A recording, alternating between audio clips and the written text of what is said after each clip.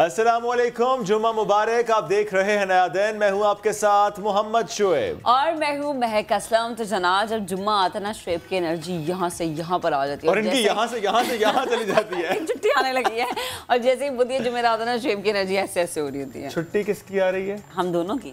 आपकी नहीं आ रही? इस बार भी नहीं आ रही। अल्लाह अकबर, बेचारा मासूम सा मेरा भाई, कितना जुल्म होता है। खैर, प्रोग्राम में आपको खुशामदीद कहेंगे और इब्तिदा में हम बात करते हैं एक अहम बैठक की। इस हवाले से बात करना इंतहाई ज़रूरी है। खित्ते की बदलती सूरत हाल पर सियासी और अस्करी क़यादत कई घंटे कल सर जोड़कर बैठी रही। कौमी सलामती कमेटी का अहम इजलास हुआ, जिसमें DGISI ने सियासी क़यादत को ब्रीफिंग दी। कौमी सलामती कमेटी ने वाज़ेह कर दिया कि पाकिस्तान की सरजमीन अफ़गानिस्तान में जारी तनाज़े में इस्तेमाल नहीं होगी। याद है कि शाह साहब भी इस बारे में बारहा बात कर चुके हैं और खान साहब यानी वज़ीर आज़म भी कह चुके हैं। उम्मीद है अफ़गानिस्तान की सरजमीन भी पाकिस्तान के ख़िलाफ़ इस्तेमाल ना हो। DGISI ने सियासी क़यादत को ब्रीफिंग में कहा कि हमने अमन के लिए मुखलिसाना, मस्बत और ज़िम्मेदाराना किरदार अदा किया है। अफ़गानिस्तान में अवाम की नुमाइंदा हुकूमत का खैर मकदम करेंगे। अफ़गानिस्तान की सरहद पर 90% बाढ़ का काम भी मुकम्मल हो गया है। सियासी और पार्लिमानी क़यादत ने ब्रीफिंग पर इत्मीनान का इजहार भी किया है।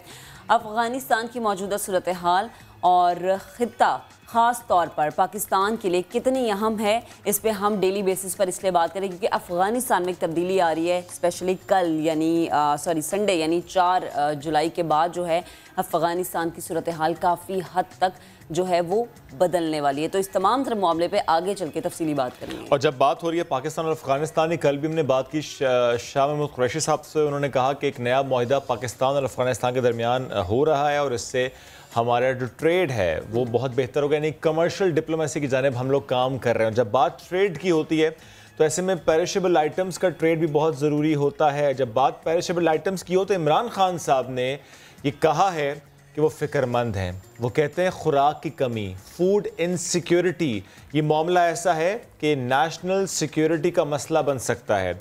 खुराक के मामले पर हिकमत अमली बनाना होगी ताकि अजनास को दरामद ना करना पड़े। CPAC इसका हवाला दिया गया और कहा इसमें ज़राअत को शामिल कर लिया गया है। किसान कार्ड से बराह रास्त किसानों को सब्सिडी दी जाएगी, यानी एग्रीकल्चरल इकॉनमी को बूस्ट मिलेगा। वज़ीर आज़म इमरान खान ने किसान कन्वेंशन से खिताब में मज़ीद क्या कहा, आपको सुनवाते हैं। पाकिस्तान की जो मेरे किसान,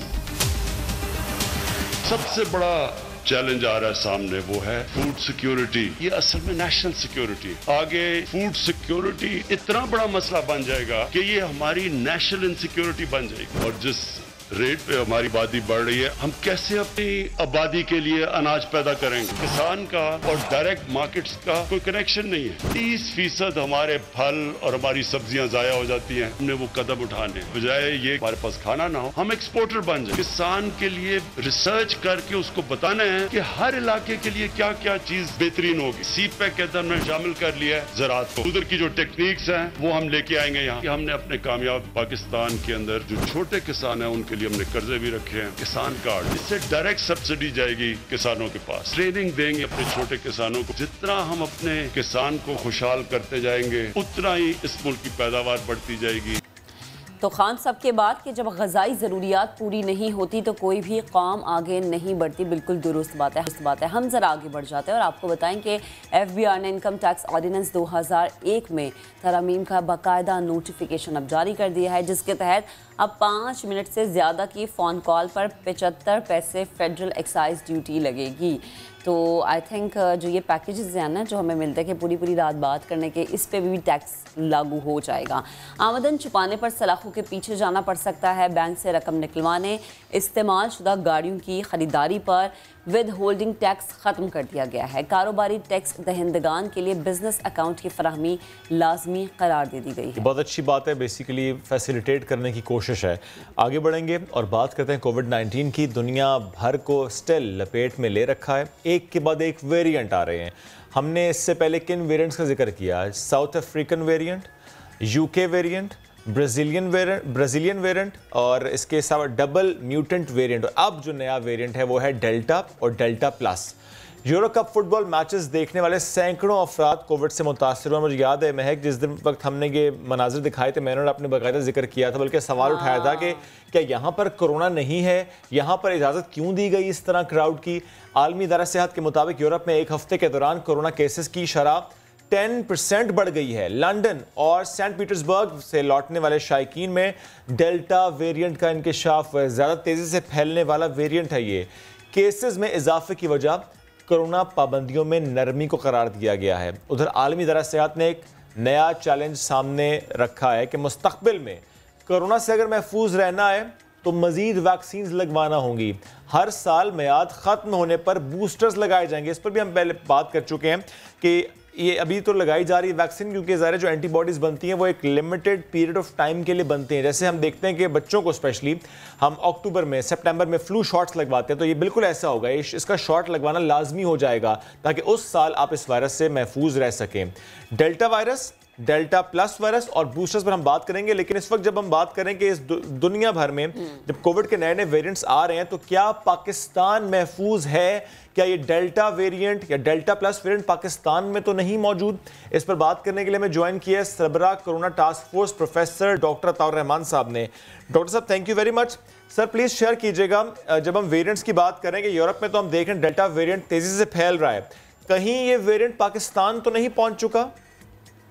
बिस्मिल्लाहिर्रहमानिर्रहीम, ये बहुत मुमकिन है कि पाकिस्तान ये पहुंच चुका हो, क्योंकि ये तेजी से दुनिया में छा रहा है और इस वक्त बरतानिया में, हिंदुस्तान वगैरह में तो बहुत ज़्यादा प्रेवलेंट है। और ये जो कोरोना वायरस की खासियत ये है कि ये जो सबसे ज़्यादा मोहलिक वैरायटी होती है और तेज़ फैलनी वैरायटी होती है वो छा जाती है। तो अभी तक ज़्यादातर पाकिस्तान में जो है वो पहले अल्फा वेरिएंट रहा और दूसरे जो वेरिएंट्स है वो आए। अब जो है डेल्टा वेरिएंट बहुत मुमकिन है, लेकिन अभी तक ये साबित नहीं हुआ कि मौजूद है, लेकिन ये बहुत मुमकिन है कि यहाँ मौजूद हो।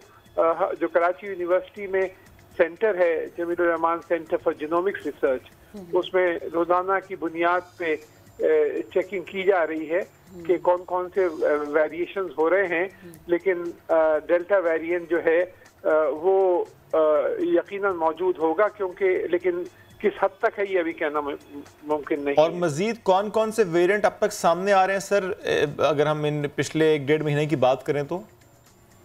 इसका जो है डेल्टा वेरिएंट है, डेल्टा प्लस वेरिएंट है, एप्सिलॉन वेरिएंट है और भी कई वेरिएंट। सबसे ज्यादा खतरनाक वेरिएंट अब तक कौन सा साबित हुआ है?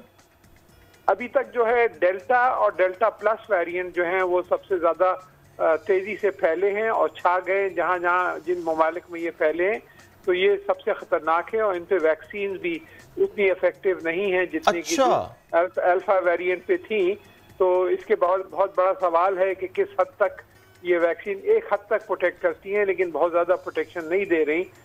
और इसके बारे में काफ़ी डेटा जमा हो रहा है और काफ़ी तशवीश भी है कि अब नई वैक्सीन, ज़्यादा बेहतर वैक्सीन डेवलप करनी पड़ेंगी ताकि इन नए वेरिएंट के खिलाफ वो आपको बचाव कर सके। और यही बहुत बड़ा चैलेंज है इस वक्त कि जब तक कि ये दुनिया से ख़त्म नहीं हो जाता कोरोना वायरस, जब तक ये बराबर इसके नए नए वेरिएंट्स आते रहेंगे और तीसरी वेव के बाद चौथी वेव और पांचवी वेव और छठी वेव, ये सिलसिला चलता रहेगा और फिर आपके जो वैक्सीन हैं वो भी इनइफेक्टिव होती जाएंगी। तो ये बहुत बड़ा चैलेंज है। इस वजह से बहुत ज़्यादा खासतौर पे अब जो बकरा ईद आने वाली है तो हमें बहुत एहतियात करनी पड़ेगी कि लोगों से मिले नहीं और करीब ना जाएं और SOPs को फॉलो करें। सही। डॉक्टर साहब, जैसे आपने चौथी लहर का जिक्र भी किया, असद उमर वाली बात मुझे याद आ गई कि उन्होंने कहा था कि जुलाई में चौथी लहर सर उठा सकती है और आप खुद ही कह रहे हैं कि बड़ी ईद भी करीब है। ऐसे में आपको लगता है कि जिस तरह से रेस्टोरेंट्स खुल गए हैं, सिनेमा हॉल्स खुल गए हैं, रात 1 बजे तक आप बाहर खाना खा सकते हैं, तो कोरोना दोबारा से सर उठा सकता है? जी बिल्कुल उठा सकता है और इसीलिए हुकूमत रोजाना की बुनियाद पे इसको मॉनिटरिंग कर रही है। बड़ी कामयाब पॉलिसीज रही हैं पाकिस्तान की जिसको दुनिया भर में सराहा गया है और बहुत सारे एम्बेसडर्स भी आके देख रहे हैं कि किस तरीके से पाकिस्तान ने इसको कंट्रोल किया है। तो यकीनन ये रिस्क जरूर है जो आप फरमा रही हैं, लेकिन अगर ऐसा हुआ तो फौरी तौर पे दोबारा सख्ती नाफिज कर दी जाएगी ताकि चीज़ें जो हैं कंट्रोल में रहें, कंट्रोल से बाहर ना जाएं। ठीक सर, बस एक बात मुझे और बता दें, जो नए वेरिएंट्स सामने आ रहे हैं, वैक्सीनेशन पर भी काम हो रहा है, तो क्या हम ये समझें कि वैक्सीनेशन पे काम होने के बावजूद वैक्सीन असर नहीं करेगी? तो क्या हर्ड इम्यूनिटी अब सिर्फ एक ख्याल होगा? हर्ड इम्यूनिटी की जानिब कोई मुल्क बढ़ नहीं पाएगा? हर्ड इम्यूनिटी में तो अभी बहुत टाइम है, क्योंकि हर्ड इम्यूनिटी जब पैदा होती है जब 70-80% लोगों मुब्तला हो जाएं कोरोना वायरस में, यानी कि 15-17 करोड़ मुब्तला हो जाएं, तो खुदा ना खास्ता वो सिचुएशन नहीं आनी चाहिए, क्योंकि अगर इतने लोग मुब्तला हो जाते हैं और 1% भी अमवात होती हैं, 1% भी अमवात होती हैं, तो क़यामत का समा हो जाएगा। तो हमें कोशिश ये करनी चाहिए कि हम SOPs फॉलो करें और वैक्सीनेशन की तरफ। बिल्कुल ठीक है, SOPs पर अमल दरामद करना होगा। वो गलती नहीं करनी जो यूरो कप फुटबॉल मैच के दौरान की गई है, या ऐसी कोई भी गलती पाकिस्तान को किसी और मुल्क को नहीं करनी चाहिए। Thank you very much sir. साथ मौजूद थे, आपने कहा कि डेल्टा वेरिएंट और डेल्टा प्लस वेरिएंट इस वक्त सबसे ज्यादा खतरनाक साबित हो रहे हैं, तो पाकिस्तान में ये वेरिएंट ना आए, इसके लिए पाकिस्तान को एक हिकमत अमली बनानी होगी और एज अ रिस्पॉन्सिबल सिटीजन हमें अपना किरदार अदा करना होगा। और हमें अपना किरदार ऐसे अदा करना होगा कि जो SOPs हम फॉलो करते आ रहे हैं उनको करते रहना है, अब उसको ज़िंदगी का हिस्सा बना लें, क्योंकि आलमी इदारा बराए सेहत ने हुकूमत के सामने बड़ा चैलेंज खड़ा कर दिया है। कोरोना वैक्सीन की दूसरी डोज लगवाने वालों को तीसरी खुराक भी लगेगी। फाइजर और मॉडर्ना का बूस्टर 1 साल बाद लगेगा, जैसा कि शुएब प्रोग्राम के आगाज़ में जिक्र भी कर चुके हैं। मुदस्सिर नज़ीर ने, हमारे रिपोर्टर ने एक स्पेशल रिपोर्ट तैयार की है, आपको दिखाते हैं। मुस्तकबिल में आलमी वबा से महफूज रहना इतना आसान नहीं, क्योंकि आलमी अदारा सेहत के एक और एलामिया ने हुकूमत पाकिस्तान के सामने बड़ा चैलेंज ला खड़ा किया है। जी हाँ, आपको कोरोना वायरस से बचने के लिए वैक्सीन की सिर्फ 2 खुराकें ही नहीं, बल्कि हर वैक्सीन की मियाद के मुताबिक हर साल बूस्टर लगाए जाएंगे। मई 2021 में शाया होने वाले आलमी अदारा सेहत की एक रिपोर्ट के मुताबिक फाइजर और मॉडर्ना का बूस्टर 1 साल बाद और साइनोफार्म और एस्ट्राजेनेका का बूस्टर 6 माह बाद लगेगा। पाकिस्तान में कोरोना वैक्सीन का सिलसिला फरवरी 2021 में शुरू हुआ, यानी जिन अफराद को शुरू में वैक्सीन लगी उनकी बूस्टर डोज का वक्त करीब है। क्या पाकिस्तान में मुख्तलिफ इक़साम की कोरोना वैक्सीन की तीसरी खुराक या बूस्टर वक्त पर लग पाएगा? ये भी एक सवालिया निशान है, क्योंकि अब तक पाकिस्तान में वैक्सीन की दूसरी डोज वक्त पर लगना भी चैलेंज बना हुआ है। वैक्सीन बनाने वाले मुख्तलिफ ममालिक की पैदावार और तरसील की तरजीहात मुख्तलिफ हैं। जैसे चीन और रूस का मरकज़ एशियाई ममालिक हैं, जबकि अमेरिका, यूरोप और अफ्रीका में वैक्सीन बेचने की कोशिश कर रहा है। बहरहाल मुख्तलिफ ममालिक के दरमियान वैक्सीन डिप्लोमेसी भी एक जामिया और तवील मौजू है। चीन मुत्तहिदा अरब अमारात की हुकूमत के इश्तराक से रियासत रासुल खैमा में वैक्सीन प्लांट लगाएगा, जहां साइनोफार्म वैक्सीन की बूस्टर या तीसरी खुराक तैयार की जाएगी, और यहां हर माह 2 मिलियन से ज़्यादा साइनोफार्म वैक्सीन बनेगी, जो पाकिस्तान समेत अरब ममालिक को फ़रोख्त की जाएगी। इस सूरत हाल में हुकूमत को वैक्सीन की खरीदारी पर वसाइल सर्फ करना होंगे, क्योंकि हर बार वैक्सीन मुफ्त में नहीं मिलेगी।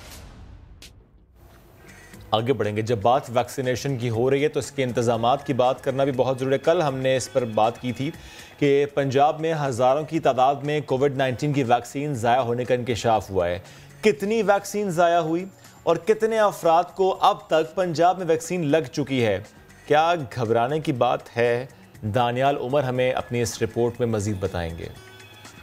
महकमा primary and secondary health care की मुबैना गफलत से पंजाब भर में 38,000 कोरोना वैक्सीन की खुराकें ज़ाया होगी।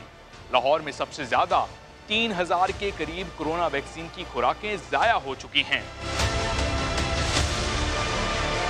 वैक्सीन ज़ाया होने की बड़ी वजह उसकी मुनासिब दर्जा हरारत पर स्टोरेज ना होना है। ज़राए के मुताबिक उम्र की हद मुकर्रर होने के बावजूद कम उम्र नौजवानों को वैक्सीन लगाई गई और उसके बाद जाहिर किया गया कि वैक्सीन ज़ाया हो गई है। मगर घबराने की कोई बात नहीं, बीमारी नहीं है तो सीखने में भी वक्त लगेगा। पंजाब अब भी वैक्सीनेशन में सबसे आगे है।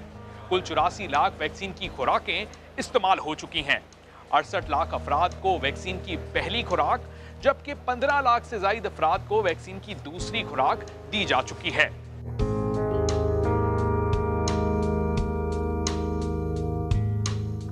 सूबाई वजीर सेहत पंजाब डॉक्टर यास्मीन राशिद के मुताबिक वैक्सीन जाया होने पर मुकम्मल तहकीकात की जाएंगी।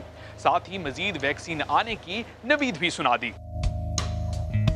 मेरा ख्याल है सबसे बड़ी ये बात है, मेरी खबर के मुताबिक आज सुबह आप मुझे खबर दे रहे हैं, अगर कोई ऐसी बात हुई है तो उसकी इमीडिएटली हम इंक्वायरी करेंगे। हमारे पास इस वक्त वैक्सीन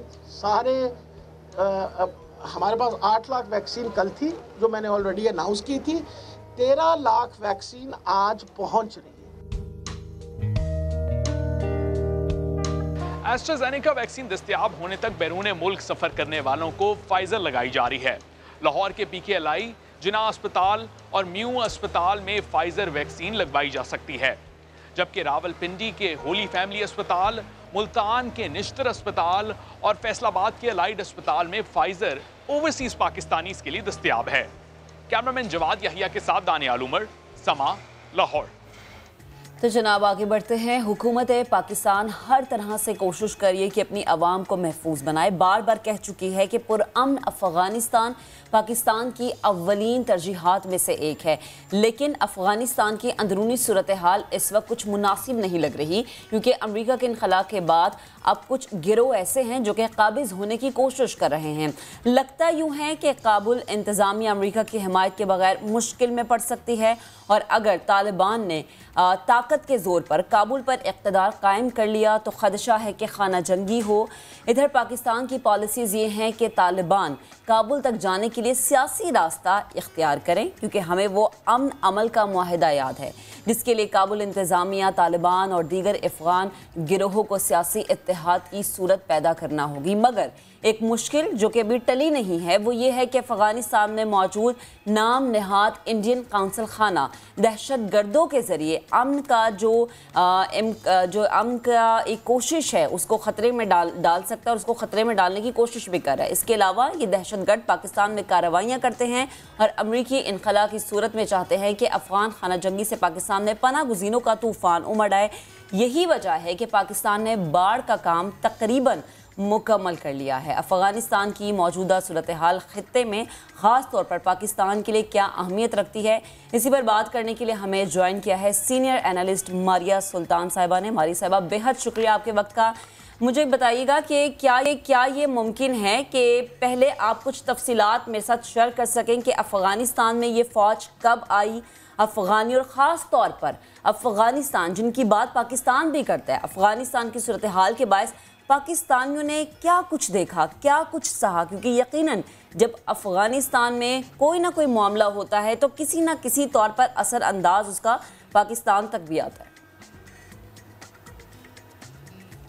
देखिए, अफ़गानिस्तान के अंदर जो सूरत हाल इस वक्त देखने में नज़र आई है वो 2001 के बाद अमेरिका की जो बैनुल-अक़वामी जंग थी दहशतगर्दी के ख़िलाफ़, उसकी वजह से जो है आपको ये देखने में नज़र आई, और उसकी पस पुश जो है अक़वाम मुत्तहिदा की कौमी सलामती की वो ख़ास रेजोल्यूशन है जिसको UN सिक्योरिटी काउंसिल 1373 और 12687 के तहत, जिसके मुताबिक जो है ये कहा गया कि अफ़गानिस्तान की सरज़मीन बैनुल-अक़वामी दहशतगर्दी के लिए एक बुनियाद बन रही है, और इसको रोकने के लिए जो है ना सिर्फ अमेरिका बल्कि बाकी भी बैनुल-अक़वामी ममालिक जो है अमेरिका की मदद करें ताकि अफ़गानिस्तान की सरज़मीन दहशतगर्दी से पाक हो सके।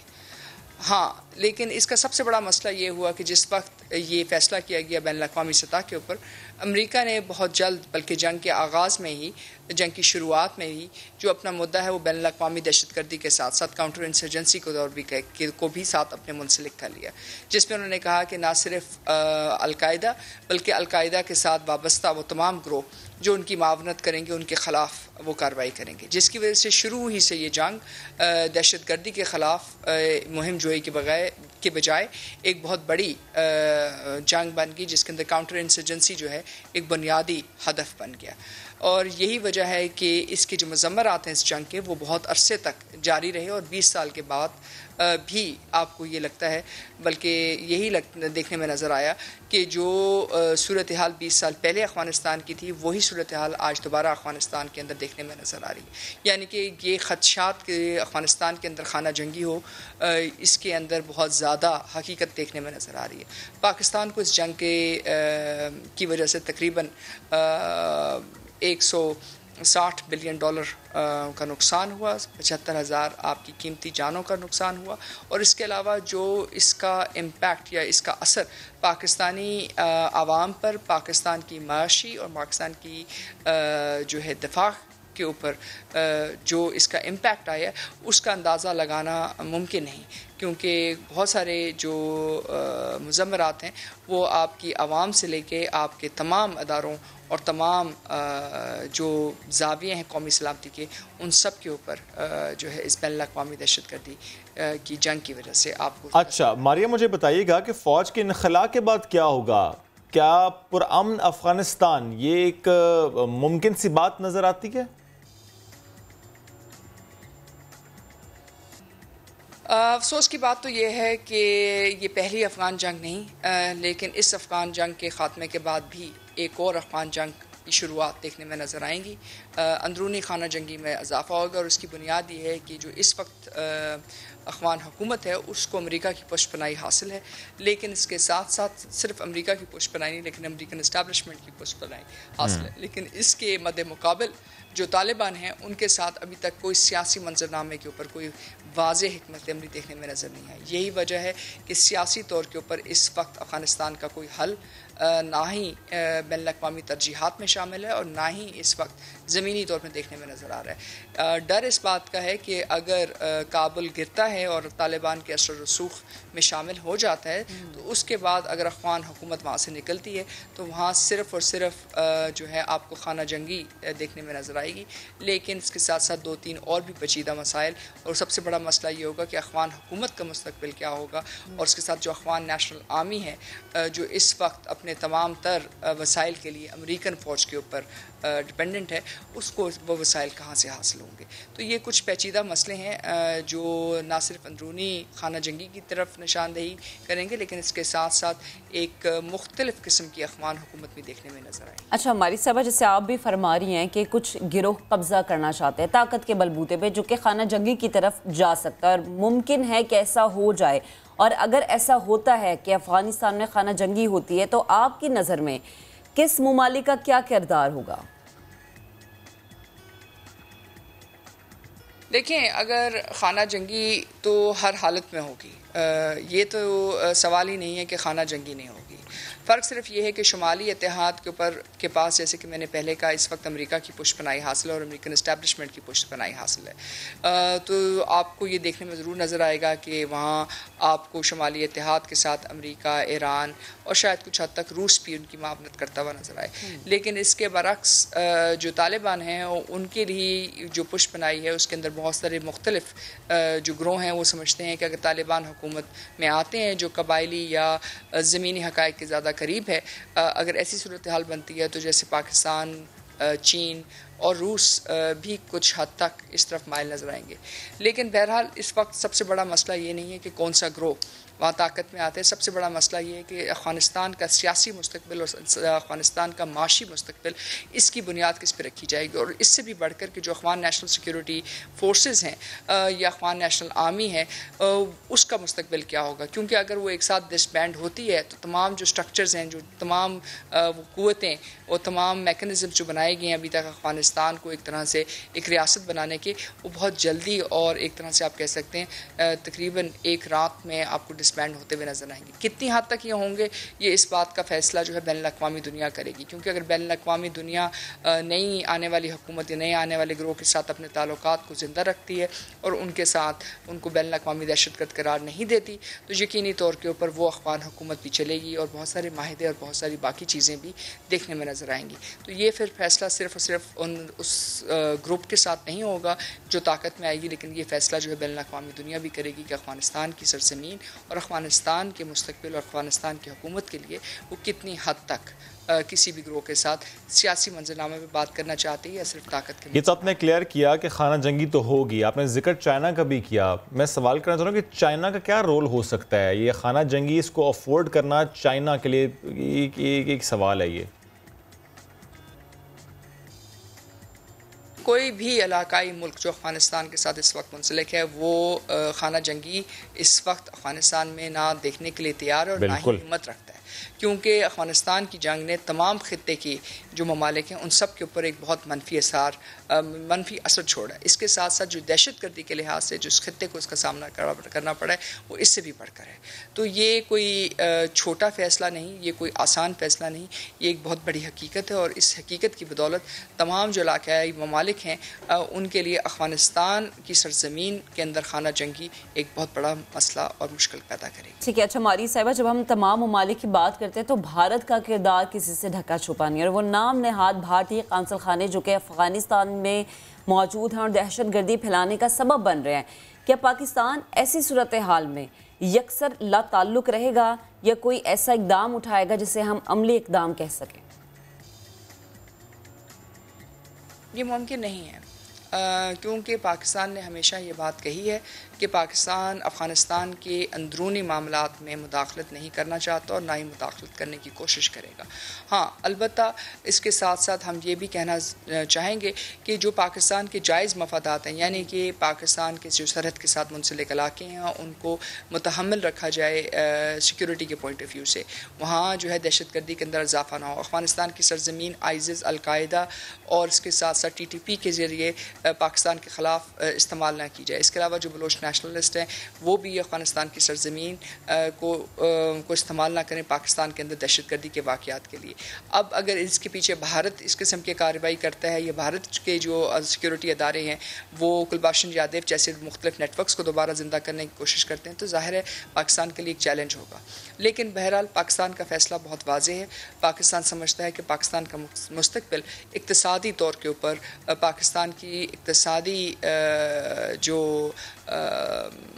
इंटरेस्ट हैं, ये मफादात हैं, उनके साथ वाबस्ता है। तो आप कोशिश करेंगे कि अफ़गानिस्तान के साथ ताल्लुकात बेहतर रहें, लेकिन सबसे बड़ा मसला इसमें यह भी होगा कि जो अफ़गान नई महाजरीन की लहर है उसको आप कितनी हद तक जो है रोक सकेंगे और उसको कितनी हद तक ये वाज़े कर सकेंगे बैनुल-अक़वामी दुनिया को कि अब वो सूरत हाल नहीं होगी जो 1980 की दिहाई में थी, तो अफ़गान महाजरीन पाकिस्तान के अंदर आएंगे। आप चाहेंगे कि ये तमाम जो महाजरीन कैंप हैं वो या अफ़गानिस्तान की सरज़मीन के अंदर बनाए जाएँ और अगर नहीं बनाए जाते तो फिर पाकिस्तान के बॉर्डर पर बनाए जाएँ और उसके साथ इन तमाम लोगों को महाजरीन का स्टेटस दिया जाए ताकि इनकी कफ़ालत हो सके और इनके लिए मौसर इक़दाम उठाए जा सके, क्योंकि इस वक्त तकरीबन 1 लाख से ज़ायद लोग पाकिस्तान में अफ़गानिस्तान की सरहद से दाखिल होते हैं रोज़ाना और उनमें से 99% ऐसे जिनके पास कोई कानूनी दस्तावेज़ नहीं।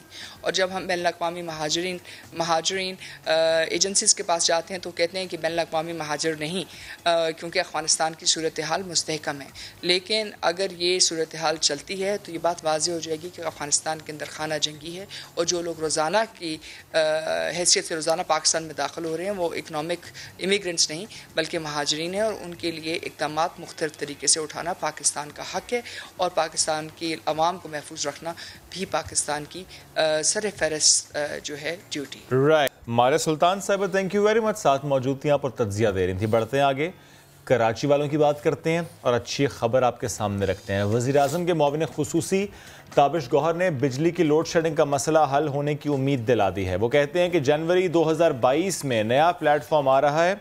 ये प्लेटफॉर्म बिजली के ख़रीदारों को चॉइस मुहैया करेगा। 2023 में के इलेक्ट्रिक का मुआहदा ख़त्म हो जाएगा, जिसके बाद कराची में बिजली की फराहमी 2 से 3 निजी शोबे की कंपनीज़ को देनी चाहिए। अब ये देनी चाहिए पे ही एक सवालिया निशान है। इससे कैसे ये मसला हल होगा कि इलेक्ट्रिक की ट्रांसमिशन लाइंस हैं, नई कंपनीज आएंगी तो क्या नई ट्रांसमिशन लाइंस बिछाई जाएंगी? कराची वालों को एक उम्मीद तो दे दी गई है, लेकिन क्या ये उम्मीद एक हकीकत का रूप धारेगी? आज इस पूरे मामले का अहाता करेंगे। लेकिन ताबिश गौहर साहब ने इस मामले पर क्या कहा, ये उम्मीद कैसे जगाई गई, ये ख्वाब कैसे दिखाया गया, आपको सुनवाते हैं। ये बहुत बड़ी तब्दीली आने वाली है। 2022-23 में तमाम डिस्ट्रीब्यूशंस कंपनीज की जो एक्सक्लूसिविटी है, मोनोपोली है, वो ख़त्म हो जाएगी, कानून ख़त्म हो जाएगी। उसके बाद हमारे कंज्यूमर्स को, चाहे वो कराची में रहता हो या पेशावर में रहता हो, उसके पास चॉइस होगी। अगर वो अपनी यूटिलिटी कंपनी से खुश नहीं है तो वो तब्दील करते, जिस तरह आप अपने मोबाइल और सर्विस कंपनी के ऑपरेटर से खुश ना हो तो आप तब्दील कर लेते हैं, इसी तरह बिजली में भी चॉइस आ जाएगी, इंतखाब का मौका होगा आपके पास। ये भी बहुत बड़ी तब्दीली है, ये रिफॉर्म्स का हिस्सा है, जो कि अगर मैं सियासी आदमी नहीं हूँ, लेकिन अगर सियासी बात करूँ तो ये कि ये पिछली हुकूमतें भी कर सकती थी, इन्होंने नहीं किया। ताबिश गौहर, जिन्होंने कराची में उम्मीद तो दिलाई है, लेकिन क्या ये उम्मीद हकीकत में बदलेगी या नहीं? कराची में एक से ज़्यादा बिजली की तकसीम कार कंपनियां हैं, क्या लोड शेडिंग का मसला हल हो जाएगा? जब कराची वालों से ये सवाल पूछते हैं तो वो क्या सोच रखते हैं, आइए आपको दिखाते हैं। ये इलेक्ट्रिक भले अपनी जगह पर काम करती रहे, लेकिन मेरी ये रिक्वेस्ट है कि इसमें 3-4 कंपनियों को और भी लॉन्च करें, ताकि ये कंपटीशन बढ़े और ये है कि लोगों को जो है आसानियाँ मैसर हो। इस कंपनी का भी फायदा नहीं है, पहले भी तो फायदा नहीं है, अब अगर तो तीसरी भी लाओगे तो वो भी लूटमारी मचाएगी। भाईजान, जब तक कंपटीशन नहीं होगा तो कराची में बिजली का मसला हल हो ही नहीं सकता। जब 2 हो जाएंगी तो हर चीज़ पे, मेंटेनेंस पे ज़्यादा फोकस होगा, जो सर्विस अच्छी देगी लोग उसको प्रेफर करेंगे। तो 1 2 नहीं 3-4 आए तो आपके मसाबकत हो, बेहतर जिसकी बेहतर सर्विस मिलेगी आदमी उसका कनेक्शन लेगा। बाकी रही बात बिल की, तो उससे कोई फर्क नहीं पड़ने वाला, रेट तकरीबन सबके एक ही होने हैं भाई। बिलफर्ज, अगर कराची के लिए मुख्तलिफ पावर कंपनीज आ भी जाती हैं तो क्या मुख्तलिफ कंपनीज के लिए बिजली सप्लाई करना इतना आसान होगा? क्योंकि शहर भर में जो ट्रांसमिशन सिस्टम है वो के इलेक्ट्रिक का बिछाया हुआ है। ऐसे में अलहदा जो कंपनीज हैं किस तरह बिजली दे पाएंगी, ये एक अहम सवाल है। और इसी पर बात करने के लिए हमें ज्वाइन किया है अरशद चबासी साहब ने। अरशद साहब, बेहद शुक्रिया आपके वक्त का। हर इलाके, हर गली, इवन हर घर को जाने वाली जो तारें हैं वो की इलेक्ट्रिक की बिछाई हुई हैं। ऐसे हालात में दीगर कंपनीज के लिए अलग से बिजली देना कितना मुमकिन है, कितना नामुमकिन है? क्या ये ज़्यादा आसान है या पहले से ज़्यादा मुश्किल है? बहुत शुक्रिया, आपने मुझे बुलाया एक ऐसी कंपनी की परफॉर्मेंस की वैल्यूएशंस के लिए जिस पे एक दफ़ा नहीं 3 दफ़ा डिफरेंट रिपोर्ट जो है वो रिलीज़ हो चुकी हुई हैं। और पहली मेरी जो रिपोर्ट है वो 2011 में हुई थी, और अभी एक रिसेंटली एक और फेडरल चैम्बर ऑफ कॉमर्स के ज़रिए रिलीज़ हो रही है। सच्ची बात ये कि ताबिश गौर साहब ने ये जो बात की है, ये एक जिसे कहते हैं कि एक पाइप ड्रीम, एक ख्वाब है। ये ख्वाब पाकिस्तान में ये कैसे मुमकिन हो सकता है? और उसी के इलेक्ट्रिक में जहाँ पे 10 साल मौसूफ खुद जो है इसके CEO रहे हैं, और के इलेक्ट्रिक में पाकिस्तान में मेरे ख्याल में एक बहुत ज़्यादा एक कहानी है। एक कहानी किस चीज़ की है? नाअहली की। नाअहली से ज़्यादा दूसरी जो कहानी सबसे बड़ी वो स्ट्रॉन्ग ये है कि एक इंतहाई ज़्यादा जिसे कहते हैं हमारा नेशनल ब्रांड चला गया यहाँ पे। मैं इसकी छोटी सी एक मिसाल दूँ कि ये जो कंपनी है आज जब इसकी प्राइवेटाइजेशन हुई तो ये था कि ये कोई सब्सिडी नहीं लेगी, लेकिन अब तक ये के इलेक्ट्रिक तकरीबन 650 बिलियन सब्सिडी ले चुकी हुई है। अब आप अंदाज़ा कीजिए कि ऐसी कंपनी जिसके अपने पावर प्लांट, जैसे मैं नाम लूँगा इनका, बिन कासम 1 जो फर्नेस ऑयल पे चलता है, जो 36 ग्राम लेके 1 यूनिट बनाता है, इस तरह का पाकिस्तान में, बाकी पाकिस्तान में कोई भी ऐसा पावर प्लांट नहीं है जो इस तरह बिजली बनाता हो, यानी इतनी महंगी, इतना हाई फ्यूल लेके। अभी तो इसने अपना काम नहीं किया, अभी इसने अपना नेटवर्क ठीक नहीं किया। अब खुद सोचिए कि कराची में जो लाइन लॉसेस हैं बकौल इनके 19% है, लेकिन एक बात है कि कोई मीटर भी कैलिब्रेटेड नहीं है। एक दूसरा, पाकिस्तान में सबसे पहले के इलेक्ट्रिक ने एक काम एक नई चीज़ इंट्रोड्यूस की। वो क्या की कि जहाँ पे बिजली ज़्यादा चोरी होती है, यानी जहाँ पे लाइन लॉसेस ज़्यादा है, इनका नेटवर्क नहीं है, वहाँ पे लोड शेडिंग करते हैं। इस तरीके से शायद दुनिया में कोई कंपनी, किसी ऑर्गेनाइजेशन ने ऐसा काम नहीं किया। ठीक है, पूरे पाकिस्तान में भी बिजली नहीं है, उसका भी बुरा हाल है, लेकिन आप मुकाबलतन इसको फेस्को या बाकी जो कंपनीज है वो उसकी परफॉर्मेंस कहीं बेहतर है। तो ये बात अभी कह देना कि हम यहाँ पे वो सिस्टम लेके आएंगे जो अमेरिका है, जो अपना नेटवर्क बिछाएगा और एक बाकायदा कंपटीशन होगा, देखिए ये एक मेरा ख्याल है कि लोगों को एक नई उम्मीद एक और दिलाने की है। बेहतर ये, सबसे पहले बेहतर ये जो हो सकता है कि KLakty की मैनेजमेंट को नेपरा ले ले एडमिनिस्ट्रेशन, जो कि नेपरा एक्ट में मौजूद है, क्योंकि ये सारी नाहल ऑर्गेनाइजेशन है। ये मैं नहीं कह रहा, पूरे कराची के किसी उनके सनती सार्फिन है, उनके कमर्शियल सार्फिन है, या आप किसी और से पूछ लें तो आप देखेंगे कि ये पूरे पाकिस्तान में, जबकि कंपैरेटिवली पाकिस्तान में, रेस्ट ऑफ पाकिस्तान में बेहतर सिस्टम है, वहाँ पे लोग बिजली से ना होने की वजह से बलक रहे होते हैं, उनके मीटर्स ओवर एक्सेसिव बिलिंग होती है, बिजली महंगी भी है। तो ये बात कहना ताबिश गौर साहब की, मेरा ख्याल है कि एक और ख्वाब दिलाने की एक ख्वाब है कि जी ये हम आगे ये कर देंगे। अभी तक ये काम इंडिया में नहीं हुआ, जहाँ पे तकरीबन बल्कि 4.5 लाख मेगावाट की बिजली सप्लाई है, वहाँ स्टेट्स के दरमियान बिजली ट्रेड होती है। ये बातें ठीक हैं, ये कहने को है कि जी हम अमेरिका या कनाडा उस लेवल पे लेके आएंगे। देखिए, आप पहले इसको 1947 के लेवल पे तो लेके आए, वहाँ पे उस वक्त क्या था, यही कंपनी KLakty जब मार्जी वजूद में आई थी 1913 में, तो उस वक्त ये कंपनी पूरे पाकिस्तान में, क्या पूरे बरे-सगीर में सबसे बेहतरीन कंपनी मानी जाती थी, जहां हर घर में बिजली जाती थी और 24/7 जाती थी, इस तरह की इंटरप्शन नहीं थी। आज के दौर में ये बात करना, जबकि आपकी जो परफॉर्मेंस है वो तो एक जिसे कहते हैं कोई स्टैंडर्ड ही पूरा नहीं करते। अभी आप देखें, मेरा ख्याल है कुछ दिनों में बरसात में, जो पिछले साल बरसात हुई थी, शायद मेरे ख्याल में 40-50 लोगों की डेथ हो गई थी, क्योंकि इनका नेटवर्क इतना नाकिस है। जब बरसात में लोगों को करंट लग गया था, तो मैंने इस कंपनी को बड़ा क्लोजली इवेल्युएट किया है। मेरी रिक्वेस्ट ये है प्राइम मिनिस्टर से और बाकी अरबाब इख्तियार से कि देखें, एनर्जी सिक्योरिटी एक नेशनल सिक्योरिटी का एक कंपोनेंट है। आप इस प्रोग्राम से पहले जिस तरह अफगानिस्तान पे बात कर रहे थे, इसी तरह पाकिस्तान में ऑयल एंड गैस और बिजली, इसको जब तक आप प्रायोरिटी नहीं देंगे और ऐसे बंदों तक छोड़ेंगे जो हमें ख्वाब दिखाते रहेंगे, तो मेरे ख्याल में ये पाकिस्तान के साथ ज्यादती है, इनके लोगों के साथ ज्यादती है। हमें अपनी इंटरनल स्टेबिलिटी के लिए, और स्पेशली कराची जैसे शहर में जो पाकिस्तान का सनती हब है, जहाँ से आप देखें कि पाकिस्तान जहाँ पे कराची नएम है जो हमें कितना बड़ा कमा के देता है, वहाँ बिजली का इतना बुरा इंतजाम है कि किसी दुनिया के किसी से इवेल्युएट करवा ले कि इस कंपनी की परफॉर्मेंस क्या है। हम सुन रहे थे 2-3 साल पहले कि शंघाई इलेक्ट्रिक आ रही है, इसको टेक ओवर कर रही है, लेकिन जब उन्होंने इसका इंटरनल हाल देखा तो उन्होंने कहा नहीं जी, इसको लेने के लिए कोई तैयार नहीं है।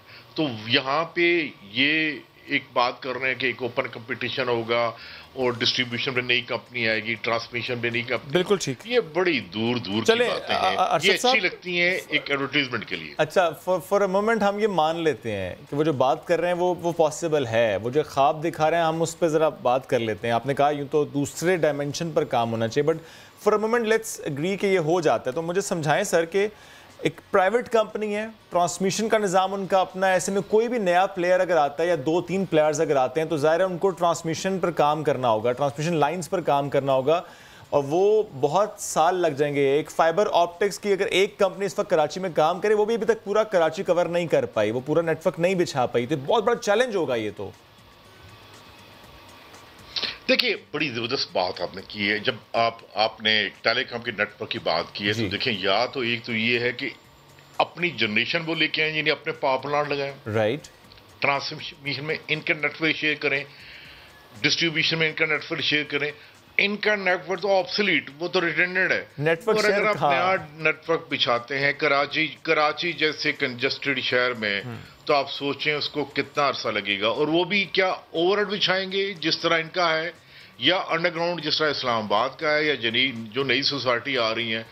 अगर किसी बंदे ने इसमें काम किया है, कोई जैसे कोई हमारा थोड़ा सा एक्सपीरियंस है, नेटवर्क बिछाना कोई कहता है ना खालिद जी के घर, बिल्कुल ऐसे ही है। ये कितना अरसा लेता है, कितने साल लेता है, और फिर क्या क्या लोड कैलकुलेशन है किस किस एरिया की, और जितनी कराची एक्सपेंशन हो रही है वो 2022 में अगले साल यानी हो जाएगा। ये आप कह सकते हैं कि कोई खलाइक कि मैं क्या कहूँ, कोई और मखलूक ही आके करे तो हो सकता है उसका इनकार समझा जाए जिस तरह ये बात कर। सही है, ये एक ख्वाब है जो आपने दिखाना है। आप देखिए इस पाकिस्तान के साथ ऐसा खेल खेलना या ऐसे प्ले करना या इस तरह, मेरे ख्याल में इसके ऊपर चेक होना चाहिए कि बताएं भाई आप जरा ये जो बात आपने की है क्या प्रैक्टिकली पॉसिबल है। फिर दूसरी बात ये कि ये बेसिकली सब इंजीनियर भी नहीं है। अच्छा। ये तो एक फाइनेंस के बंदे हैं। ये किताबों में बुक्स में तो पॉसिबल है, जिस तरह आपने सब्सिडी ले ली पाकिस्तान से इतनी बड़ी और फिर आपने बाय ट्रांसफर कर दी, ये करके देखें ना, जरा 2 पोल लगा के देखें, एक कंजस्टेड लालू खेत या उस एरिया में, देखते हैं कि आपको कितना टाइम लगता है, कितना वक्त लगता है। राइट ऑफ वे लेना कराची में जहाँ पे कई म्यूनिसिपल अथॉरिटीज है, नाम नहीं लेना, बड़ी बड़ी मुश्किल अथॉरिटीज है वहाँ पे इजाजत लेना, और फिर वो आप देखें कि वहाँ पे स्ट्रीट्स कितनी हैं जो कंजस्टेड एरियाज में आएंगे। बिल्कुल, और ये फिर इस तरह की बात करना मुमकिन है, लेकिन ईयर लगेंगे। बिल्कुल, यानी मुमकिन है लेकिन काफी साल दरकार है, और वो काफी साल उसमें ना जाने क्या हो जाए, ये भी एक सोच है। बेहद शुक्रिया अशरफ साहब, आप हमारे साथ मौजूद थे, गुफ्तगू कर रहे थे। वैसे हम तो हमेशा यही दुआ करते हैं शुएब के कराची का ये जो दरीना मसला ना, स्पेशली बिजली वाला, ये किसी ना किसी तरह के इलेक्ट्रिक ही खत्म करते हैं, है ना। हमें कोई और कंपनी की जरूरत ना पड़े, बस हमें तो बिजली दें, जैसे मर्जी दें, सस्ती बिजली दे दें। फिलहाल हम एक ब्रेक भी दे दें। ब्रेक लेते हैं।